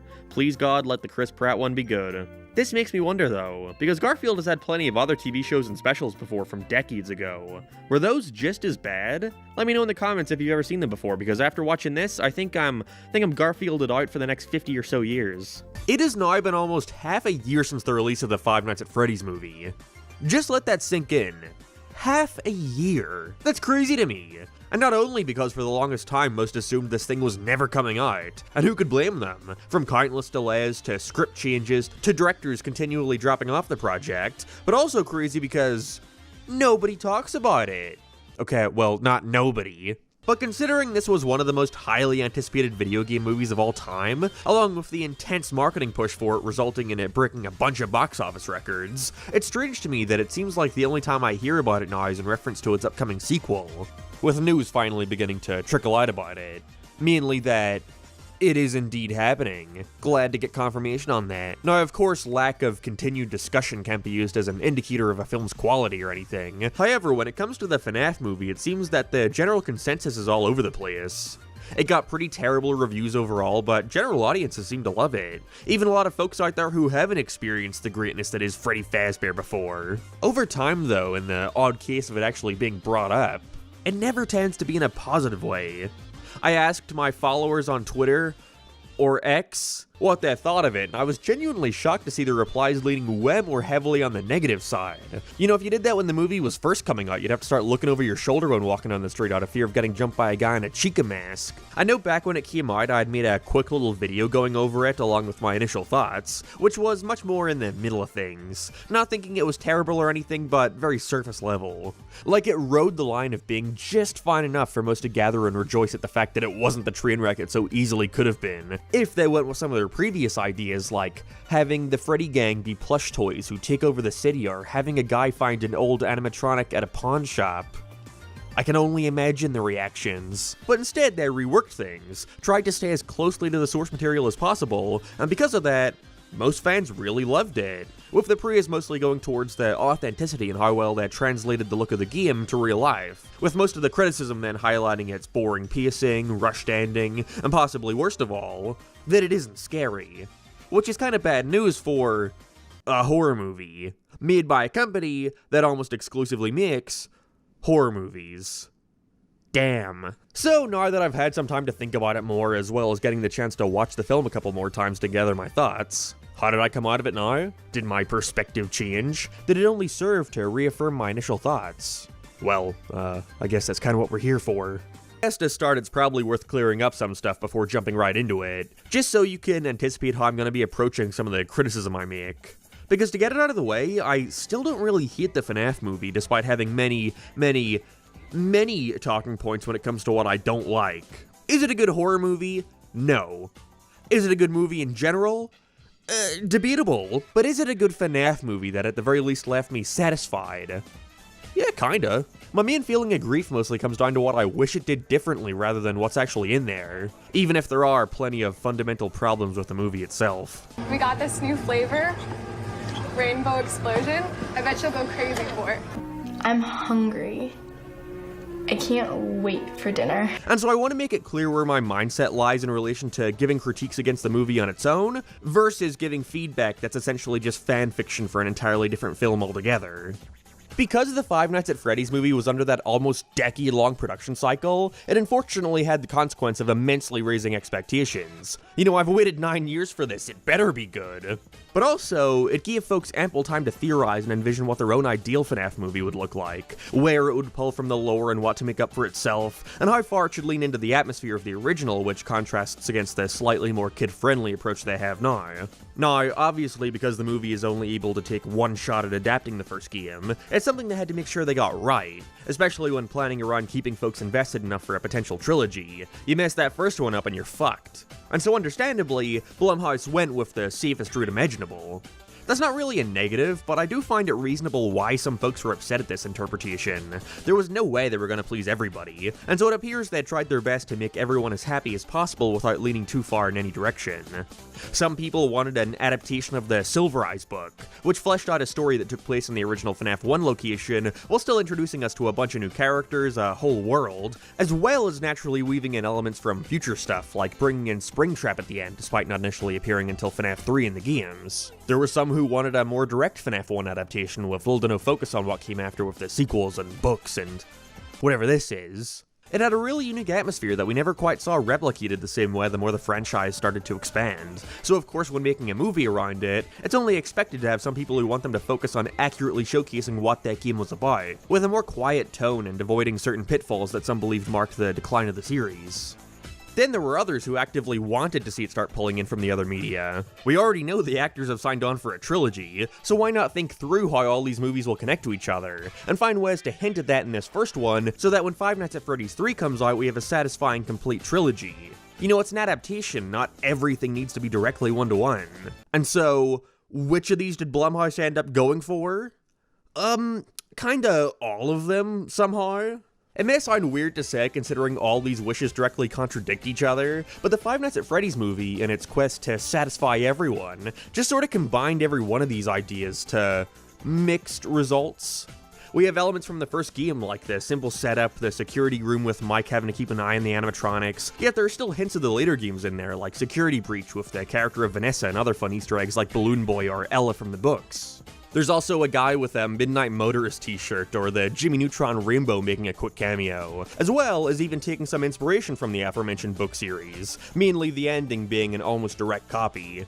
I get the mindset here. Everyone, in theory, should be happy, right? Not the case. Because of all this, they only really ended up satisfying the folks out there who didn't care what path they decided to go on and just wanted to see Freddy, Bonnie, Chica, and Clyde accurately represented on screen. And that's perfectly reasonable. If that's all you wanted, then I can't blame ya. I envy your satisfaction if anything, and there is a part of me that feels the same way. It's no secret at this point that I'm a huge fan of the FNAF series, and so there was a simple joy in just seeing these characters in the pizzeria on the big screen. I laughed when Matthew Patrick showed up to say the line. It's just a theory. Rest in peace, Mitpit. It's just unfortunate that part of me is buried beneath an assortment of thoughts that can be boiled down to, damn. That could have been cooler. And that's what I kinda want to clear up before truly delving into the film itself, because there are going to be times here where I talk about a certain aspect I didn't like and wish was replaced with something else, or choices they made which I believe to have hindered the overall experience. And I understand to some why that can seem almost unfair in a way. You know, judge and critique the movie on what it did do, not because you would have rather it done something else. Personally, I think that someone's response to certain decisions being, I wish they did this instead, is completely valid on its own, even if it doesn't really work as a point in and of itself. Five Nights at Freddy's means a whole lot to millions of people around the world. And so if you paid money to see a movie based off it and weren't happy, that's entirely fair in my books. But for me, I'm gonna try and keep any criticism like that to a minimum. And specifically when I do make a point like that, I want to make sure it's in a way where the movie would not only still work with everything else staying the same, but also why I think it would end up making the movie work better overall. Think of it as less, I wish they did this instead, and more, this works, but maybe if they did it like this, it would work better emotionally or create more tension. Got it? Great, let's get into it. I think the most perfect example of this movie going in the safest direction possible would have to be with the opening. I speculated for hours about how this first scene could play out. I mean, this is a horror movie. Your opener is basically what you're selling the entire thing on. Horror movie openings are in a pretty lucky place where they can basically just work as their own little short films. All you gotta do is set up the main threat and what they're capable of in a quick, creepy, and most importantly, impactful way. That's literally the bare minimum. Not all do this, of course, it's not a requirement or anything, but it's undoubtedly the best and most effective way of hooking a viewer in, if done right. Scream takes a long and drawn-out approach to raise the tension and genuine fear of having a murderer break into your house while you're alone. Nightmare on Elm Street has a quick but effective montage of Freddy Krueger making his little Wolverine glove, putting a ton of focus on how sharp the blades are. And of course, the most horrifying movie opening out there, Look Who's Talking. I didn't need to see that. And considering that, I think the Five Nights at Freddy's movie opens pretty decently, about as well as they could have. Yet saying that, they still avoid what, in my opinion, without a doubt would have made the most sense given the whole jumping ground for the story.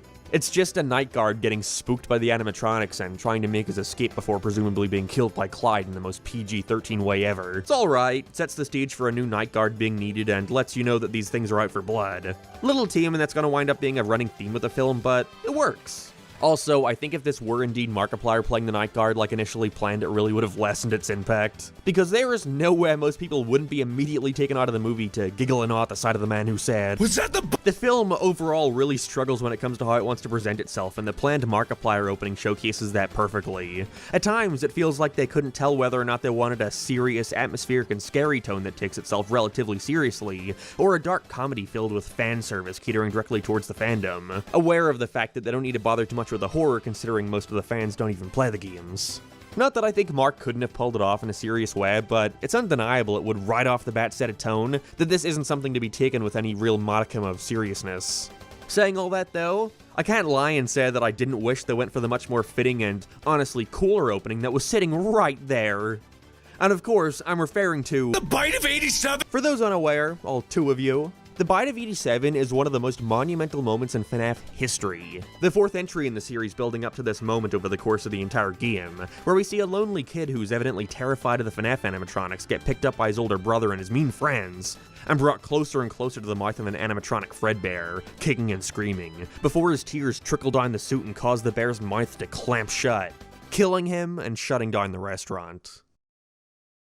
Doesn't that just sound like the most perfect Five Nights at Freddy's moment you'd want to see adapted in live action? Also, I do know this isn't technically The Bite of 87. More likely The Bite of 83 because Scott Cawthon's a little jokester like that. But it's what my and most people's mind jumps to when they hear The Bite of 87. Thanks, other Mark. What if we opened on a parent taking their kid to Freddy's in its heyday, packed and bustling? We see the kid trying his best to stay clear of Freddy and gang who are surrounded by kids dancing to the band. Maybe after things calm down, we have him slowly start to approach Freddy, trying to conquer his fears before, I don't know, a couple bullies come over to fuck with him by picking him up to get a closer look. We get a sweet POV shot looking inside the mouth of Freddy, getting the chance to see just how massive and bulky he is. Before wham! You don't even need to show it. Cut to black as we hear a bunch of screams. That would have been a way cooler opening. Not only do we get to actually see Freddy's up and running, which the actual movie never focuses on aside from a quick little VHS employee training video, not only does it establish the spring lock failure and the fact that these animatronics are more dangerous than they seem, as well as the inciting incident for why Freddy's was closed in the first place, but also, like, it's a kid getting their head chomped off, dude. How rad would that be? It would be so effectively setting the stage for the fact that not only are these guys a threat to the security guards, but also to kids. I don't know, sorry if I'm immediately going into that fan fiction territory where I just give my version of a scene and call it better. I hope that's not what this comes off like. Because what I mean is, I genuinely think setting the stage in a way where we get to see the absolute worst of what these animatronics are capable of would have been way more impactful. Naturally, this would have never happened for various reasons. I think the main one being that killing kids is a bit of a touchy subject in even the most gruesome of horror films. Not even Saw could do that. And so naturally, Blumhouse's PG-13 silly bear movie wasn't even going to attempt to touch that with a 50-foot pole. But alas, I can dream. Or I could just watch The Hug, this short film that Hulu released that's pretty much just exactly that. And I don't want to hear any of that, but none of the original animatronics did the bite. Fuck, I don't care. It's an adaptation. It's fine if not everything is one-to-one. We all know how complex and messy the FNAF timeline is. If anything, this is your chance to start over, clean it up a bit. Maybe cut down on the characters. Either way though, the opening we got is ultimately unimportant for the rest of the movie. Again, it's just to establish that the place needs a new night guard as the others are disappearing. The film wants us to see everything through the lens of its main character and why he's been put into this situation. Said main character being Mike Smith, having extreme trouble keeping a steady job, consistently getting fired for general incompetence, like beating up innocent men thinking they're child kidnappers. We're just innocent men. Keeping a job is important for the guys. He's got to take care of his little sister Abby now that their parents are no longer in the picture, especially with their evil aunt scurrying around, wanting to take custody of Abby for the child support money. Wait, what? Okay, I narrowed down the FNAF movie to having taken place in Minnesota, and by I of course mean I saw a Reddit post that said that, and I have no reason to not believe them. They seem to know their stuff. I then proceeded to get confused on how to use this Minnesota child support calculator, and so just ended up settling on the fact that the highest number I saw in relation to child support there was $600 a month. What is that, like 3 grocery trips? Most of that is going to end up going to field trip payments and Robux gift cards. Is it really worth it? That's rather nitpicky, I'll concede on that. I just think that this character feels completely out of place because I genuinely don't know why she wants Abby. Again, the money isn't that much. Point is, I honestly don't get why she's here.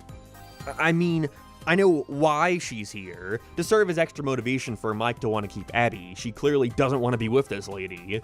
But I think the issue is they went too far with her. She's too mustache-twirly, literally having fucking meetings over coffee about potentially killing Mike to get custody.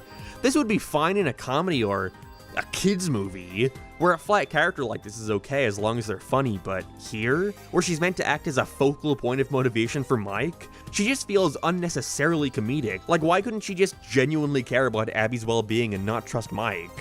Why don't we just kill him? Tempting. I assume it's so we wouldn't mind when she eventually gets killed by Golden Freddy later. You know, pretty much the only major characters to die by the animatronics here are guys that the movie grinds to a halt to establish being bad. But is it just me, or is it not more memorable and impactful when a character you actually like dies in a movie? Not even like necessarily, a character that you can believe as a real person. I'm going to talk about it way later, and I know this is a pretty controversial topic surrounding criticism towards the movie, but when it comes to stuff like this, it's hard not to see the PG-13 rating as anything but a detriment to the film. And not because I didn't get to see Freddy Fazbear paint the walls of the pizzeria with the blood of his victims, but because an age reading like that holds back much more than just the violence. It restricts the intensity, resulting in a film that's only willing to be violent and edgy when it's a character that they make sure you know is a bad person. Whatever, again, I'll get into that later. For now though, we have Mike's sister Abby, which I think is a character that works well in theory. Again, these animatronics were designed for kids' entertainment, so having our main character be responsible for a kid who's a clear risk when put near these guys is a cool idea and one that does a great job at building suspense. But on the other hand, introducing a main character like that results in the problems that can arise with having a kid actor. Hey, follow me. Again, touchy subject. I know a lot of folks out there who liked Abby, and at the end of the day, she's just a kid, who was also clearly a fan of FNAF. And so getting to be the poster child for the movie franchise must be cool. I'm envious. But at the same time, I just don't think she helps the movie at all with her performance, only leaning further into the idea that this is a horror movie for babies. I hate you. Hate you, Mike. Of course, this isn't just on her. If anything, I don't really put any blame on the kids' part. More so their writing and especially the poor direction. You know, it's their job to get a good performance out of the actors they choose. But at the end of the day, the performance of a child actor is incredibly dicey. more often than not falling into the completely unbearable category. While overall I think Abby's actress did an alright job here, definitely could have been a whole lot worse, but I just don't buy it, mainly within her interactions with the actual animatronics. She's 10 years old, yet they write her like she's 7, completely doe-eyed and soft-spoken, unaware of the clear threat they pose. Acting like Mike is being completely unreasonable for not wanting her to get close to them. Again, though, it ain't like it ruins the movie. I feel like sometimes people interpret criticizing actors, especially kid actors, as some kind of personal attack, it ain't that serious. I just felt that overall, more often than not, her performance wound up taking me out of the film. But that isn't exclusive to her. These are things children learn to communicate almost exclusively through pictures. I'm aware I'm already starting off quite negatively, but I want to get it straight. For the first half or so of the FNAF movie, I was on board. I wasn't loving it or anything, but for the most part, I was thoroughly enjoying myself despite feeling as if some crucial aspect of the games were being ignored, aspects that I actively wanted to see adapted. I want to say for the first hour or so, they keep this incredibly slow pace that makes you feel as if they're building up to something big. I appreciate them taking the time to naturally establish the animatronics being alive and stuff, all that was fun. The franchise is like 10 years old, so of course I know the animatronics come to life, you know the animatronics come to life, hell, your grandmother probably knows the animatronics come to life, but I'm glad that they don't immediately start running around the pizzeria flossing at Mike on night 1. Instead, I find it cool that they went with the approach of things gradually getting more and more spooky over time. Not only does it work for, like, pacing and all that jazz, but also it feels like a nod to the games, especially the later ones, where generally the first night will remain relatively harmless, the animatronics not doing much other than hinting at the fact that they're alive, with their advancements becoming more frequent and more antagonistic as each night progresses. With the most common source of scares in the franchise infamously coming from the jump scare, it would have been easy for them to abuse that, relying on mindless noises and animatronics lunging in your face, but instead they take a slower approach that I liked a lot, seeing Mike get into the security office and learning more about this place by watching an old employee training tape. It was cool. They even include a couple fun nods to the game here too, like having it glitch out for a second with Freddy briefly appearing on screen. It's not scary, but I liked it. Saying all that though, the movie is missing one crucial aspect that I feel is all but ignored here, and that's the survival aspect, specifically in relation to Mike. See, while the opening security guard and the guys that later break into the pizzeria have to deal with hiding and or running from the robots, Mike never really gets that moment. Anytime he's at threat of being harmed by the animatronics, the tone seems to be much more focused on the action than the suspense and scares. When the film came out, I remember IGN made an incredibly negative review where they stated their wish that the movie had incorporated more of the gameplay loop from FNAF 1.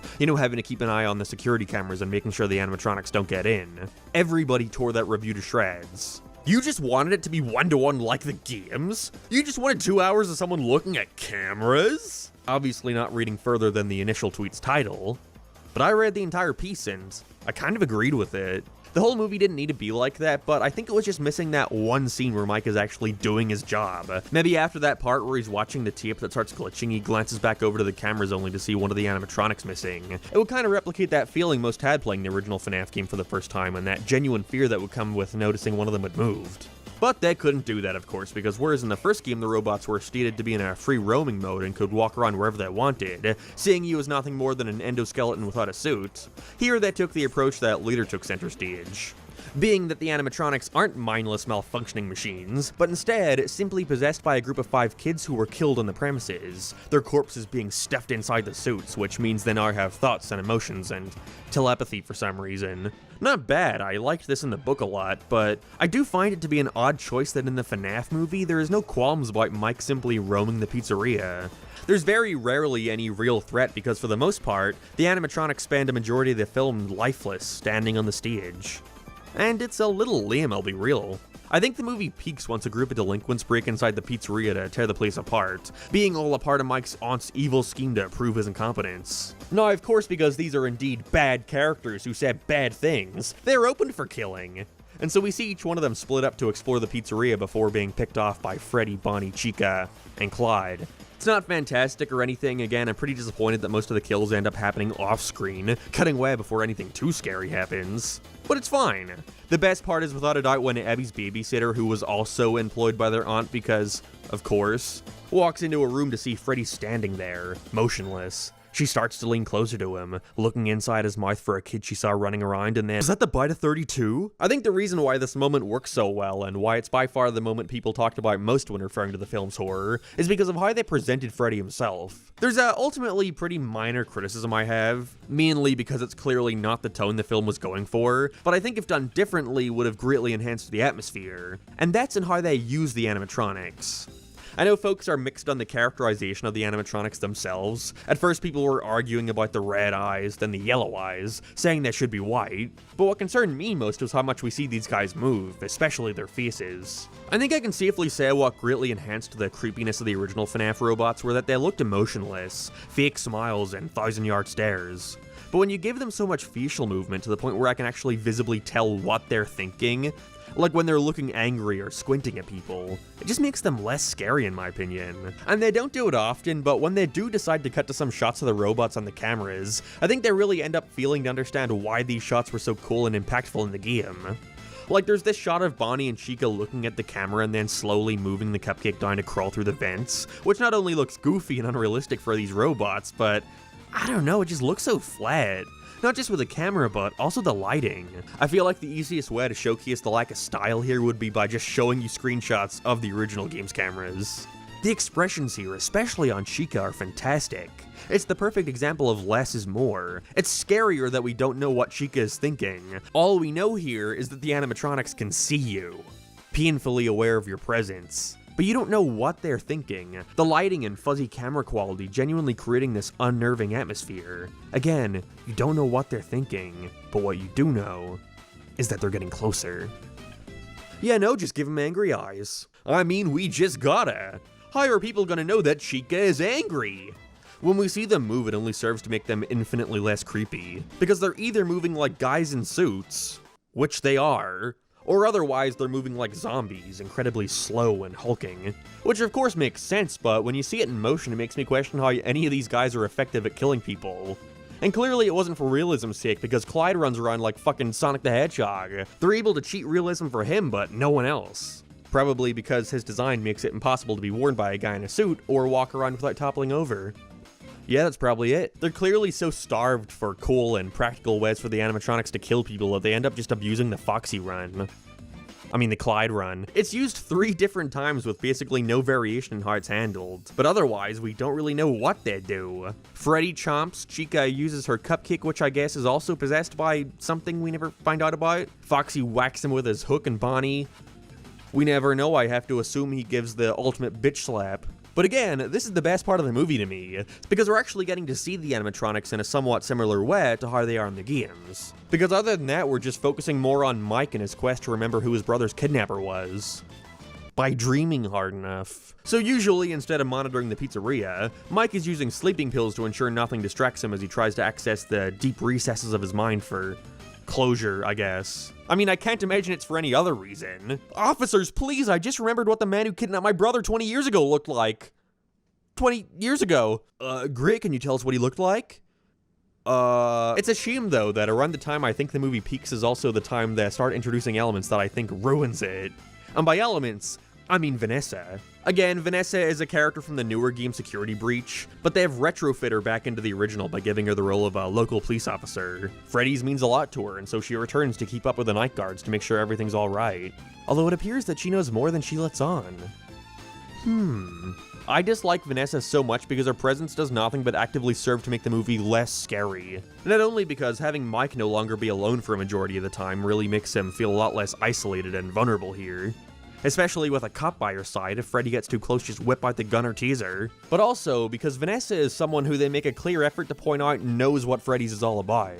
She knows why it closed, she knows that the animatronics are alive, she knows where the missing kids are. All information that she chooses to just sporadically give Mike over the course of the film whenever she feels like it. There are moments where she'll say stuff like, "Oh, did you know about those kids that went missing here? Oh, I mean, wanna see Freddy and gang? Let's dance!"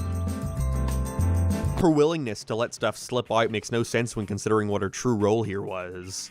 Spoilers and shit, but we find out way later, again, because Vanessa just tells Mike after a while, that the man who kidnapped and killed those 5 kids back in the day was none other than William Afton, also known as Vanessa's father. Her father has ensured that his crimes will never be discovered by having her go to the Freddy's location to check up on the security guards, making sure they don't learn the dark truth behind the animatronics. But she makes no effort to do that. Mike pretty evidently doesn't give a shit about this place, he's just doing it for the job. And so all Vanessa does here is spout cryptic shit that only serves to make Mike more curious. One job. One. Keep him in the dark and kill him if he got too close. You made no such effort. You think if you were trying to make sure he didn't find out, you would encourage him not to sit and build forts with the fucking things? I can see the response to that being that Vanessa clearly likes Mike and that's why she wants to help him out, but not only does that not work for me, because the majority of the time she still chooses to give him information in the most nonchalant and cryptic ways, as well as not being very explicit to him about why he needs to not let his sister near the robots, but also, she starts to feed him crucial information as early as their first couple of minutes together. Why does she already like Mike enough to risk exposing her lifelong family secret? You're telling me she would have given this guy the same benefit if he wasn't old and bald? Maybe you wouldn't have died if you were in Hunger Games. Boy, this opening really wouldn't have made sense with Markiplier. More complicated than possessed robots murdering innocent people. They weren't innocent. You mean this guy? What the fuck did he do? Where's that movie? Again, that's all pretty minor nitpicks, but I stand by her being such a major focus here, joining Mike on most nights, just making things feel less scary. Playing FNAF has always made it a little less tense when you have a friend by your side, you know? From here, they just go off the rails. I was sitting there in the theater thinking, what the fuck is this? Not because I wasn't liking it, but because it is absolutely the last thing I would have expected from the Five Nights at Freddy's movie. But I can see the good in it. I do get what they were going for. I just think the movie forgets that in order to make this goofier stuff work, they need this little thing called contrast. Now, with Abby's evil babysitter dad, Mike needs to start taking her to Freddy's with him. Mike and I having to deal with his little sister befriending Freddy Fazbear. Again, not a bad idea. Kind of that whole false sense of security thing, which I think works well. I know possibly the biggest point of controversy with this film came from the dreaded fort scene, in which we see Abby, Mike, and Vanessa having a fun little montage building and playing with the Freddy gang. And for some, this is where they checked out. The last thing they'd want out of the tone of the Five Nights at Freddy's movie would be silly. And this is that pushed to the extreme. Whereas others felt it to be a fun bit of characterization, further showcasing that these robots are indeed just kids. I naturally land perfectly in the middle of that, where I completely understand why it was put here and how it can work well, but it was just executed really, really poorly. With this goofy tone not being contrasted against anything, in a way that could actually make the fort scene pretty sad and scary, honestly. I wish the animatronics were treated more like lost souls. Like, that's clearly what they're going for with us seeing the ghost kids, but because more often than not they're just presented as normal kids who, you know, aren't scary or creepy in the slightest, it ruins that whole idea. You know, there's a way to make kids in a horror movie scary, and this is not it. I don't know how they would work around this while still having the kids here. Maybe they could have done some effort in post to, like, blur their faces or something. Anything to visually convey how these are kids who don't know their dad. But it would be creepier to me if they were treated more like they were in some kind of Freddy Fazbear purgatory, not being aware that they were murdered in such a gruesome way and just wanting to play. Not even aware that they're in these robot suits. Which could create some suspenseful scenes with them and Abby where they don't know their own strength or whatever. But no, we see it many times they're completely aware of their Freddy Fazbear powers. What I think they really needed after this fort scene was a moment where the fun and game stops and shit gets real. Where Mike lets his guard down before realizing that these aren't something he should have his sister around. This is what they do, but it just comes from her strumming Bonnie's guitar and getting shocked. Wow, how scary. Something they never spend any time delving into is the fact that these kids' bodies were shoved inside the animatronic suits. This is revealed to us by Vanessa, just telling us, but I think this was a serious missed opportunity to show us how horrifying of a scenario this really is. Like, let's be real. A bunch of little kids who were taken away from their families, killed, their bodies hidden, never to be found. It's a really sad concept. But the movie never takes the time to showcase this as the sad situation that it is. I think a much more creepy and somber way to reveal this over just being told is by following up the fort scene with them all laying there after having a fun time. Mike thinks for a moment that maybe everything is going to work out just fine this way, that they'll eventually tell him who kidnapped his brother after enough time. Until he starts to smell something. He's never been this close to the suits before, but they stink. Ugh. Maybe after this you can have Vanessa decide to tell Mike the truth, that these things his sister is getting so close to are dead kids. Literal corpses. Then he can come back into the room to get Abby to leave, only to see her going up and hugging Freddy. We have a close-up as we hear these faint crushing sounds as Mike's eyes widen. Holy fuck, there are dead kids in there. And then this can lead back into him deciding that things aren't going to work out this way and that he needs to let the aunt take care of her. Maybe this could be why the animatronics get mad at Mike and seek out Abby for themselves. Instead of them simply wanting to do a trade, yeah, the kids, like, talk to Mike. I'm shaking in my boots.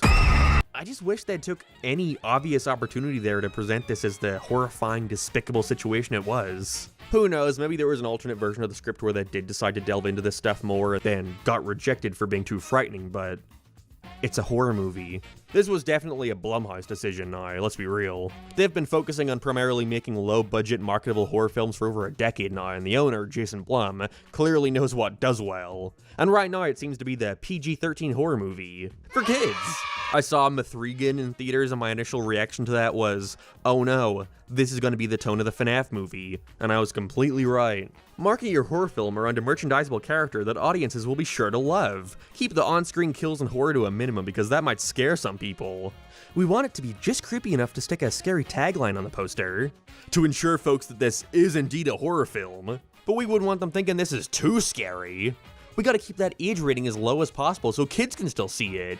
It makes sense, FNAF is a franchise where a majority of the fan base are most likely around that 13 age mark. And PG-13 isn't automatically a death sentence for a scary movie. You can do more than just be scary by having blood and guts everywhere. It's all about working within your limitations. But with a FNAF movie, it appears that going in from the get-go, the writer and director had basically already accepted that they were just making a dark comedy with a scary exterior. Like, what is this? The only issue they have here is, this is Five Nights at Freddy's, a series which entire starting point is child murder. Of course, they had to include it in there or else folks would be furious, but there was clearly an effort here to distract you from that as much as possible, which is definitely shown through the lack of time and attention they put on this serious, scary topic, because if they delve into it too much, then that can risk upping the rating. Kidnapping and killing the kids? We can do it if it's pixel art? But there are kids in the suits, though. Yeah, so focus more on the silly aspects of that rather than the somber and depressing side. Well, what about the killer? Can we show him? Yeah, but be sure to make him as unrealistic as possible. Just exaggerated enough for us to get away with it. Think of him more as a villain than child murderer. You, however, are finished. Farewell, my Guzman. There was no real effort here for the movie to even try to take itself seriously. Now, of course, the idea of 4 walking, talking anthropomorphic robots is an inherently unbelievable idea that some people were going to find funny no matter the context. And I think the filmmakers were aware of that too. And so sometimes instead of trying to show why this goofy concept is to be taken seriously, they instead decide to lean into it, with jokes at its own expense. Like, I was laughing my ass off when Golden Freddy appeared in Abby's house and killed her aunt, along with the rest of the theater, might I add, because I just couldn't help but imagine a scenario in which Golden Freddy had to actively walk undetected from the pizzeria to their house. And in case anyone wanted to suggest maybe the ghost kid used their powers to teleport to the house or something, the film instead chooses to say, no, he indeed did goofily make his way to the house where everyone could see him, proceeding to hail a taxi for a joke.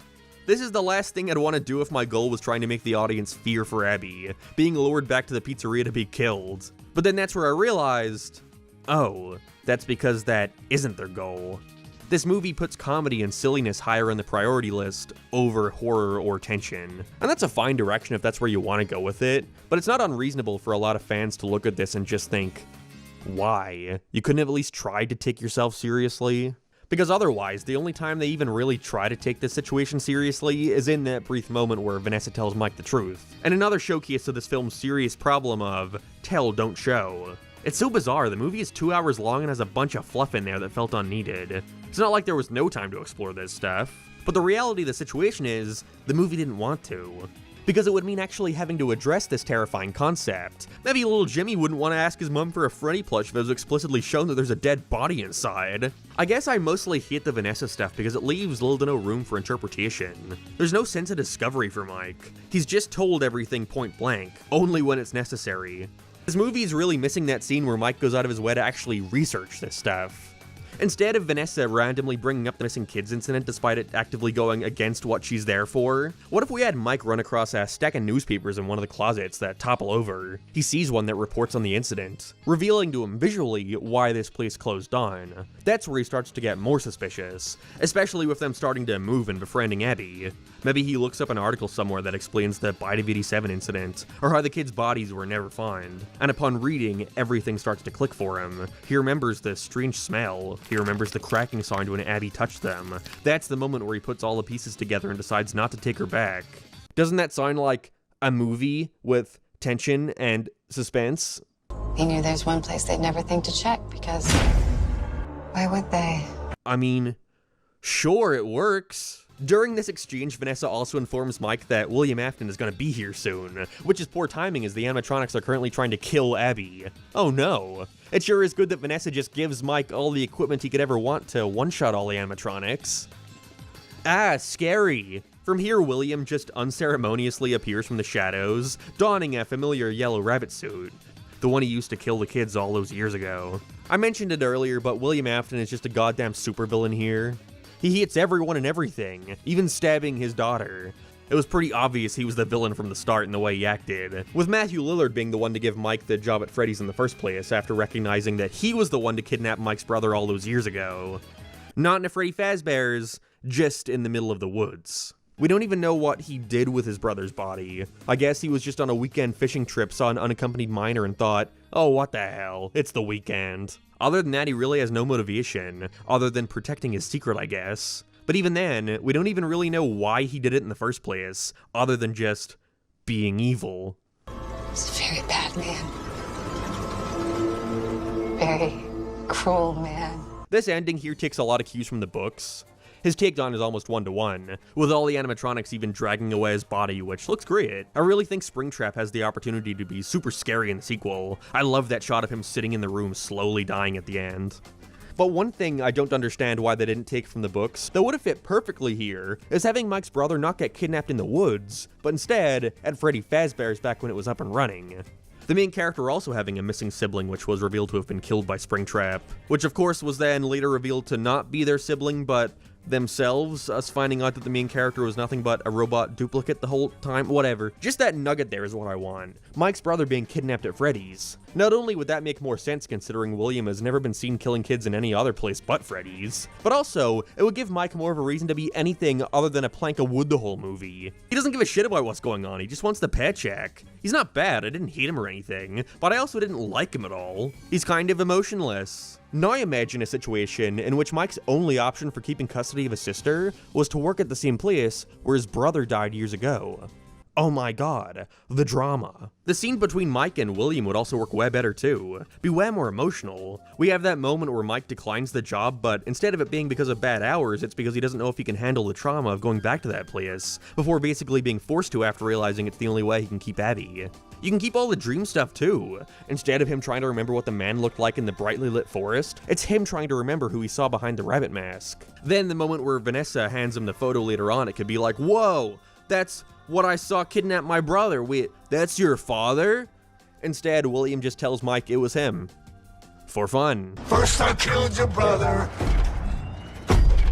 Now I killed you. You're pushing your luck, Scoob! The movie's ending feels incredibly rushed, which is especially troubling when you consider how slow the rest of it has been. Mike remembers Abby's teacher mentioning how kids respond to pictures, and so instructs Abby to make a drawing reminding the kids that William Afton was the one to kill them. And they see this because their souls, I guess, are also tied to the restaurant? Maybe? I also really hate that the cupcake is the only one to attack William from this point, the rest just standing there giving their best angry faces. It just feels so not satisfying to see William die, because he just gets a single chomp from the cupcake before the spring locks start to clamp shut, piercing through his body, and his reaction is horrible, like he's trying to hold in his shit. Apparently there was an alternate take of this where William screams and yells as he dies, but they didn't end up using it. I wonder why. I saw a lot of negative responses to the PG-13 announcement be met with fans defending it by saying the original FNAF game wasn't that gory, but I think that's forgetting that a movie's rating represents the limitations for a lot more than just whether or not there'll be an excess of blood. Of course that's a factor, but there's also the language that can be used and not just fuck or shit. Again, not putting too much on the whole dead kids thing, and when they do, it's nothing more than a throwaway line, not too much descriptive language can be used. Like having William getting violently killed by the Springlocks is somehow seen as fine if he's reacting to it like he just stubbed his toe, over a more realistic reaction. I feel the more real it gets, the more they risk upping the rating. As well as the film's overall intensity, like it's entirely possible for the FNAF movie to contain no blood and still be scary, but there is the risk there of it turning out too scary, which would still bring the age rating up, even if there was no blood in sight or all the harm was implied and done off screen. It's why they could show the aftermath of the guy getting his face ripped off, whereas while it was actually happening, this is all we get. And sometimes Blumhouse have re-released versions of their films that have a higher age rating, like Mithrigan for example, but all it really does is add a single fuck word, and a couple of the deaths holding on for a second or two longer so you actually get to see the damage done. That was the difference between PG-13 and unrated. Although I think they used unrated in that movie's case just for marketing, but they made it clear FNAF was not getting that same treatment and unrated cut. And it's because that version of the movie doesn't exist. It's not like they had all this cool stuff they had to cut and post, no. Instead, they actively went into this movie knowing exactly how far they could ride the line, and I think it's resulted in it feeling so tame compared to what could have been. After this, the animatronics just walk away with Springtrap and the building collapses, and Freddy lets out a dino yell for some reason. From here, we see Mike visit Vanessa in the hospital, take Abby home, and rests knowing that this chapter of his life is behind him. Wait, really? That's it? Everything kind of wrapped up a little too neatly here. Vanessa has admitted to not only being complicit in the murder of, at minimum, 5 kids, and being involved in the further murders of countless security guards. I guess you're just conventionally attractive enough for me to know that deep down, you're a good person. But if you ever try to kill me or my sister again, why I oughta. Also, you're just not gonna tell the police about the missing kid bodies being inside the suits. We have buy all you want, but there are like corpses in there, possibly with still alive parents who never knew what happened to their beloved children. It's very odd that this is something that is never acknowledged. Again, because if they do, then they actually have to deal with the tonal whiplash, whereas they'd much rather end the movie on a sweeter note. Can we visit them sometime?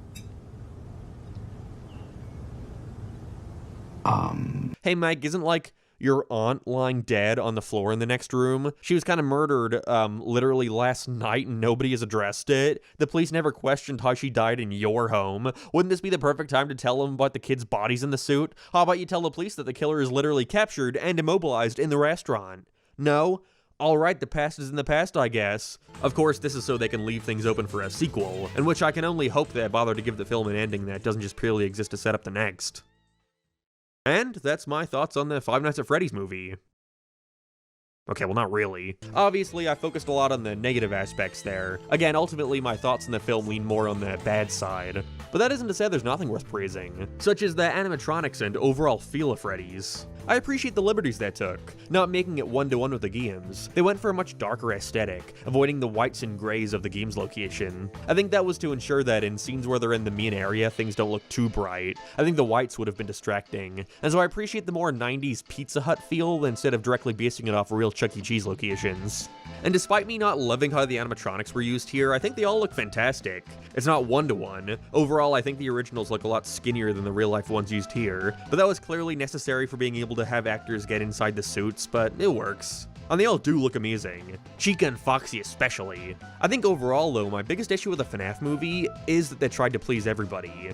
With the Sonic movie ordeal from 2019, I think movie studios have finally understood that when making video game adaptations, making it actually look like the games you're adapting is important. Who would have guessed? You know, it's not as if that's the whole reason people are going. For a while, it appeared like studios were almost embarrassed to claim their films was a video game adaptation, trying hard to stray in a direction they think would appeal to more people, usually taking nothing more from the game aside from the character names and general outline. Like, okay, look at the video game Rampage, now look at the movie adaptation. But now with the success of Sonic and especially Mario, I think executives are finally starting to realize that to make a popular and profitable video game movie, you don't even need to make it good. You just need to show the audience enough of the imagery they would want want to see translated on the big screen. Again, look at the Mario movie. That could have been nothing but Mario renders being dragged across the screen for 90 minutes, and people still would have said, well, it's a kid's movie, what do you want from it? Or a better example in Sonic the Hedgehog. Again, all they did was change Sonic's design, the script stayed exactly the same, and it took what would have been a guaranteed 3 out of 10 to more like a 6. If there's one thing I can say about Jason Blum, it's that he's a smart businessman. He knew exactly how far to go to make the most serviceable, palatable adaptation of Five Nights at Freddy's possible. And it worked. And if you liked a Five Nights at Freddy's movie, that's perfectly fine. Again, there is a part of me that kind of likes it too. The part of me who was satisfied with just seeing these characters on the big screen. The franchise has gradually moved further and further away from the horror, more so focusing on the sci-fi themes they've been injecting, quite literally in some cases, into the story. And while I'm not sure how the movie universe is going to delve into Remnant and all that jazz, if they even do, I do think that some stuff reaches a point of being too strange for general audiences that I'm sure Jason would like to stay clear from. But all in all, I do ultimately understand why they went in the more comedic direction they did, with it obviously making the film a lot more marketable. I guess it just disappoints me because the franchise is so far removed from where it began, with a good chunk of fans out there falling out of love with the franchise over this new approach. And so it felt as if this movie was the series' last chance to go back to that first entry, go back and give the fans of it a genuinely good horror movie that capitalized and expanded upon what made that game so creepy, the feeling of isolation and vulnerability it evokes. And then glossing right past that feels like missed potential we can never return to. I think it was just missing that 5 to 10 minute scene that really honed in on what made the original FNAF so great, having Mike actually have to try and survive his Five Nights at Freddy's. But alas, what do I know? General audiences loved it for what it was, and it made a shit ton of money while building excitement for the eventual sequel, which we're just beginning to get news trickled out to us about at the time of writing this. Scott specifically mentioned wanting to take in criticism from this film and keep it in mind while working on the second, which leaves me hopeful for the follow-up. I guess the main piece of feedback I can give, though, don't be afraid to take this world and these characters seriously. You don't need to wink and nod at the audience that you're aware of how outlandish this is. You don't need to make every bad guy so overly evil so the audience doesn't care when they die. You can focus on the more real and scary elements that come with such a genuinely terrifying concept, instead of trying to act like they're a mere footnote, something to brush under the rug to ensure marketability. I just want the Five Nights at Freddy's movies to be good, but aside from a couple fun and genuinely cool moments here and there, this one just isn't.